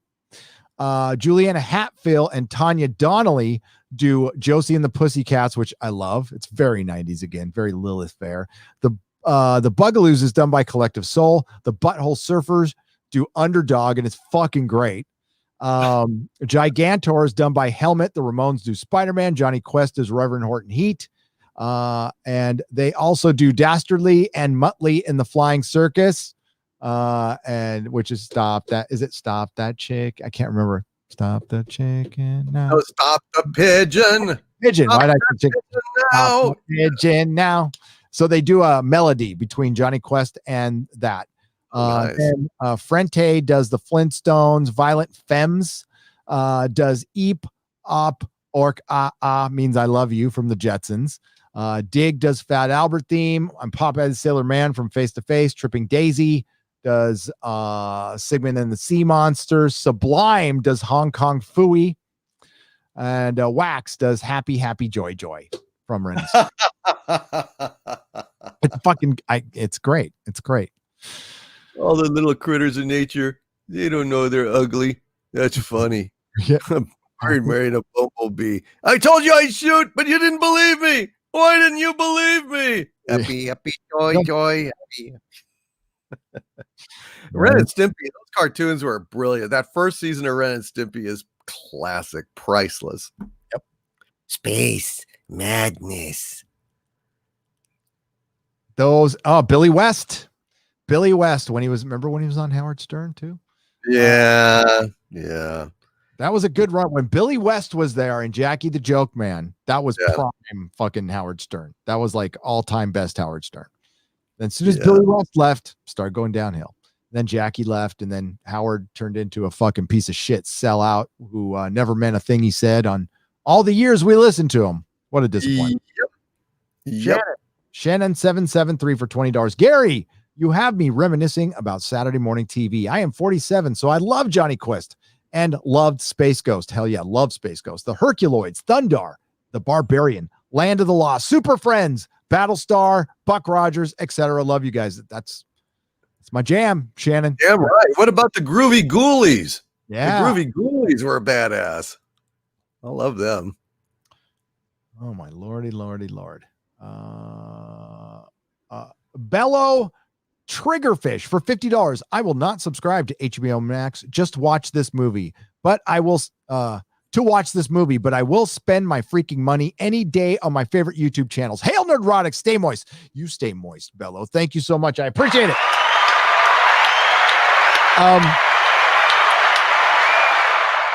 Yeah, I mean, watch it however you want to watch it, but as far as recommending a Warner Brothers product, especially getting into a commitment, if you're in the UK, I do believe that as said that whatever is streaming, there's a service that's streaming it over there that's offering a 7-day free trial. You might want to try that. Look for stuff like that. But as far as getting into a commitment with a company that wanted to distance themselves from fans because they thought the fans who had just donated, $60,000 at the time, $100,000 now, were a hate group. That's what they thought. Or they didn't want to be associated. So, I mean, there's no talking your way out of that one. There's just none. And I know, but just remember, that's where it comes from. That's where it starts. It begins at the top. It ends at the top. And that's where we got to focus. Number one, if we're sitting there fighting with each other, we're not going to get anything done. and we need to focus. Now, we can have debates on how we focus, certainly, and have conversations, and I'm all about that, all about it. And again, if you feel fucking disrespected, then you were, because you were. And as I said at the time, I'll repeat now, and my mind hasn't changed. Doesn't matter what his intent was. Doesn't matter. Damage is done. And I felt bad for my friends who had to go through that and jump through those mental gymnastics. And that's why you do these things, though. You try new things. Sometimes it blows up in your face. It does. That's part of life. It doesn't mean you don't try that stuff again, or be very wary if you're going to bring in anybody from Hollywood, and I mean anybody. Personally, I like to stay free of that. I've had offers. I'm sure Doomcock has. I've had offers to bring people on, and I won't. Frankly, it's because it's not very compelling.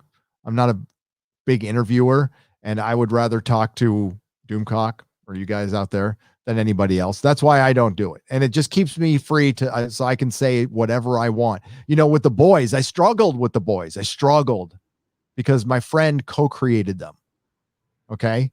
So when the show went fucking woke, I was like, God damn it. Fuck. I wasn't happy. I mean, so I this is the way I look at it. I hope Derek makes shitloads of money off of this, and I hope it buys him 7 houses because he deserves it and he's a nice guy. But the fucking show's woke, and I didn't like it. I didn't like the end of the boys at all. I didn't like that narrative that they were pushing. It's nothing like it was in the books, and they really ended up fucking some of their main characters, including the butcher, who's the cucker at this point. Yeah. Terrible. Yeah, it's terrible. Bionic belly button for $20. Hail, moist cock and Nerdrotic. Ooh, moist cock.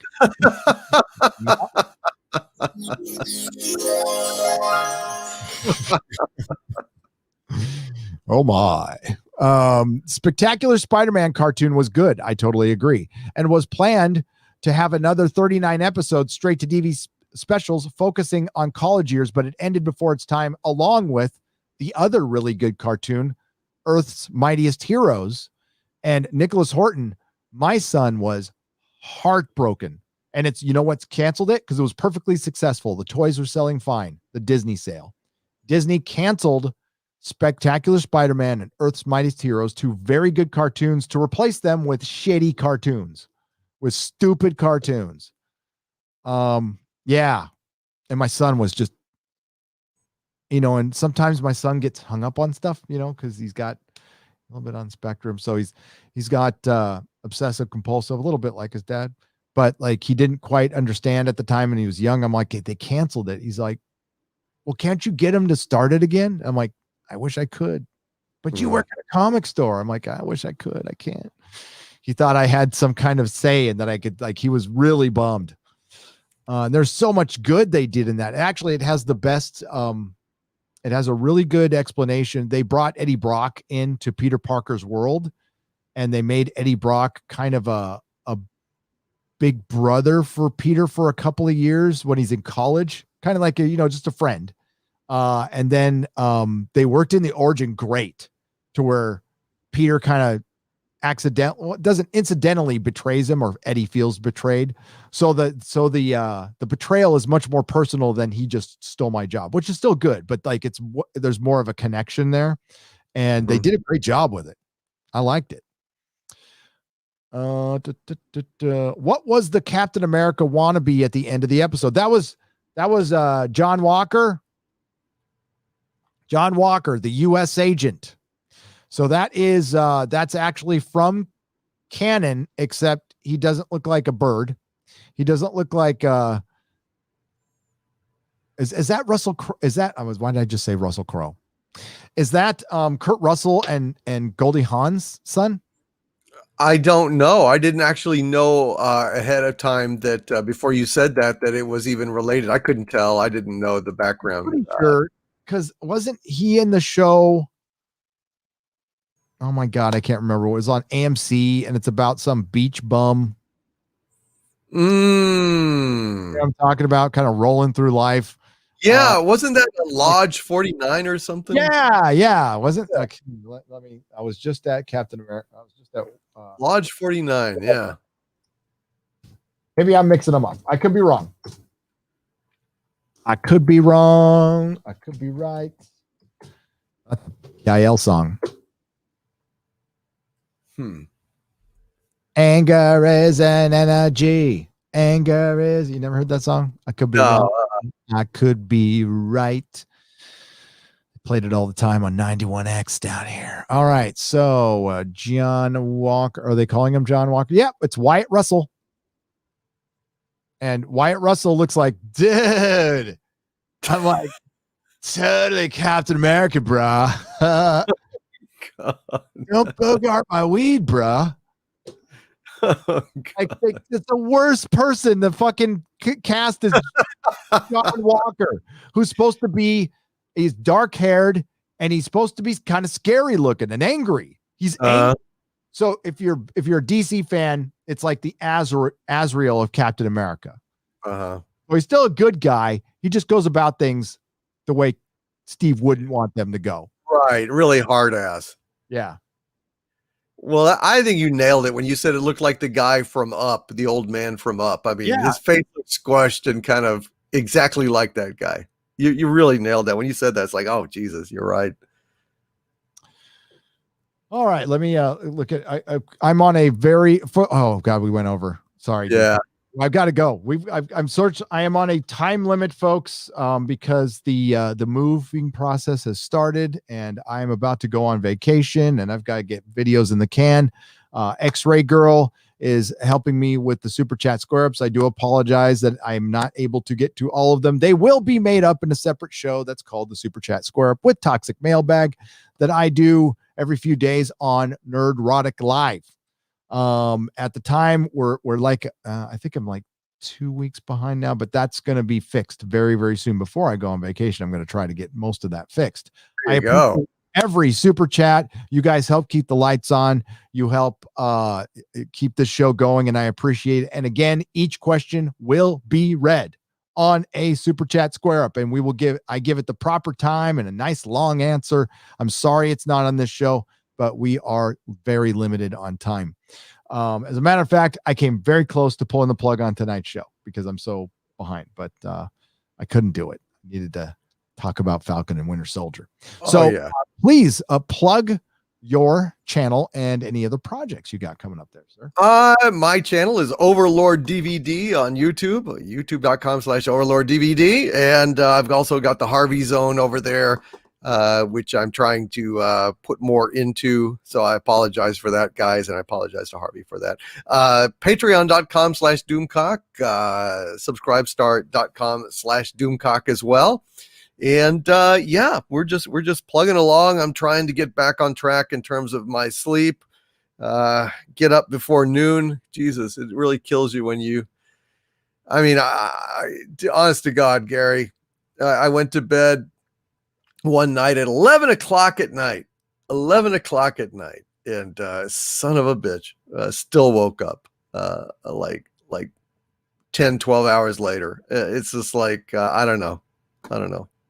I'm so messed up. Yeah. Me, like, I don't know. My sleep pattern. It's YouTube life. My sleep pattern's like fucked up. I'm living off 5 hours sleep a day, which I'm old. So I just kind of figure it's age. I don't know. I'm not saying you're old. I am for sure. But anyway, not to complain, but it's just been bad. But getting back on track. Hopefully, have more videos coming out this week, and looking forward to it. And I'm glad we were able to bang out some Inquisition tonight. And I had a lot of fun. Time flies when you're having fun, and that's what happened to us, man. Sorry about that. Yeah, and hey, we appreciate you all again. It has been a fucking crazy week.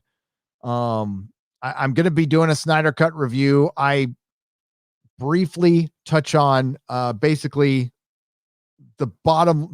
What I can't say it's something I've learned. It's something I know, right?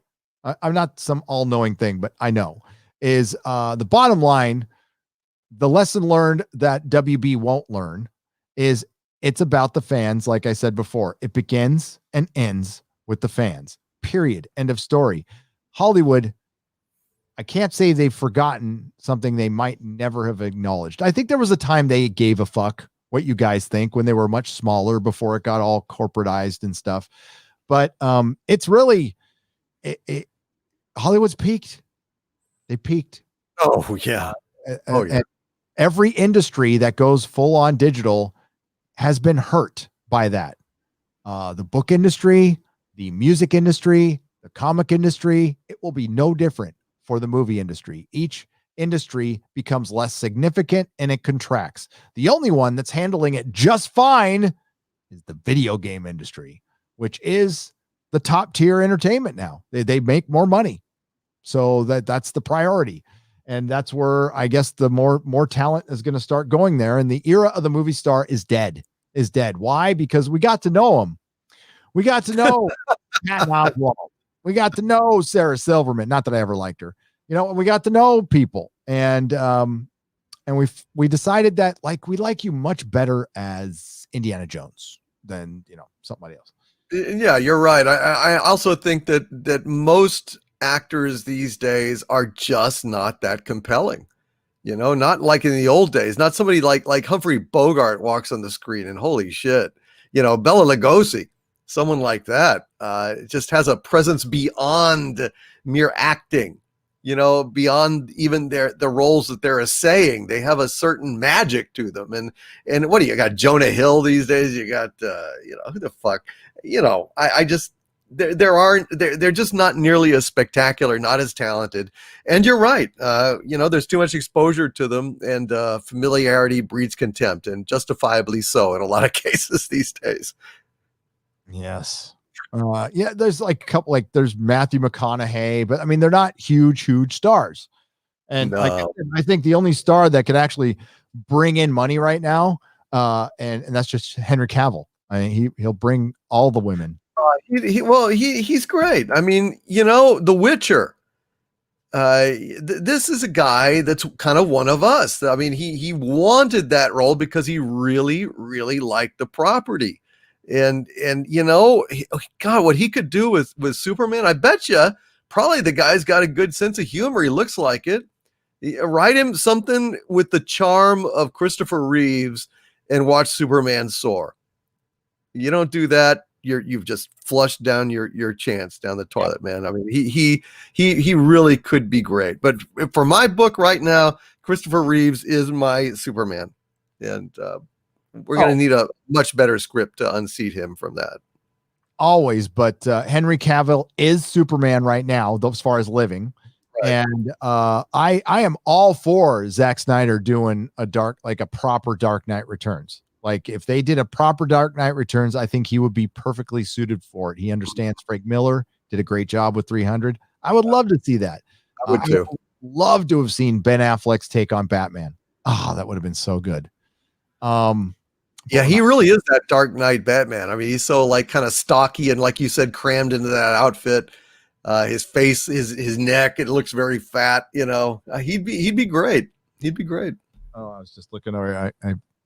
I had a version, but I put it in my closet. I'll show it later. I had a 1/6 scale of that. I'm thankful for if I'm thankful for anything, man, the 1/6 scale black suit and the Nightmare Batman are still available on Sideshow. If you get the 2-pack, you could do it. You could do a layaway plan, by the way, on Sideshow, because they're kind of expensive. Yeah, and then hopefully we'll get a Dark Side.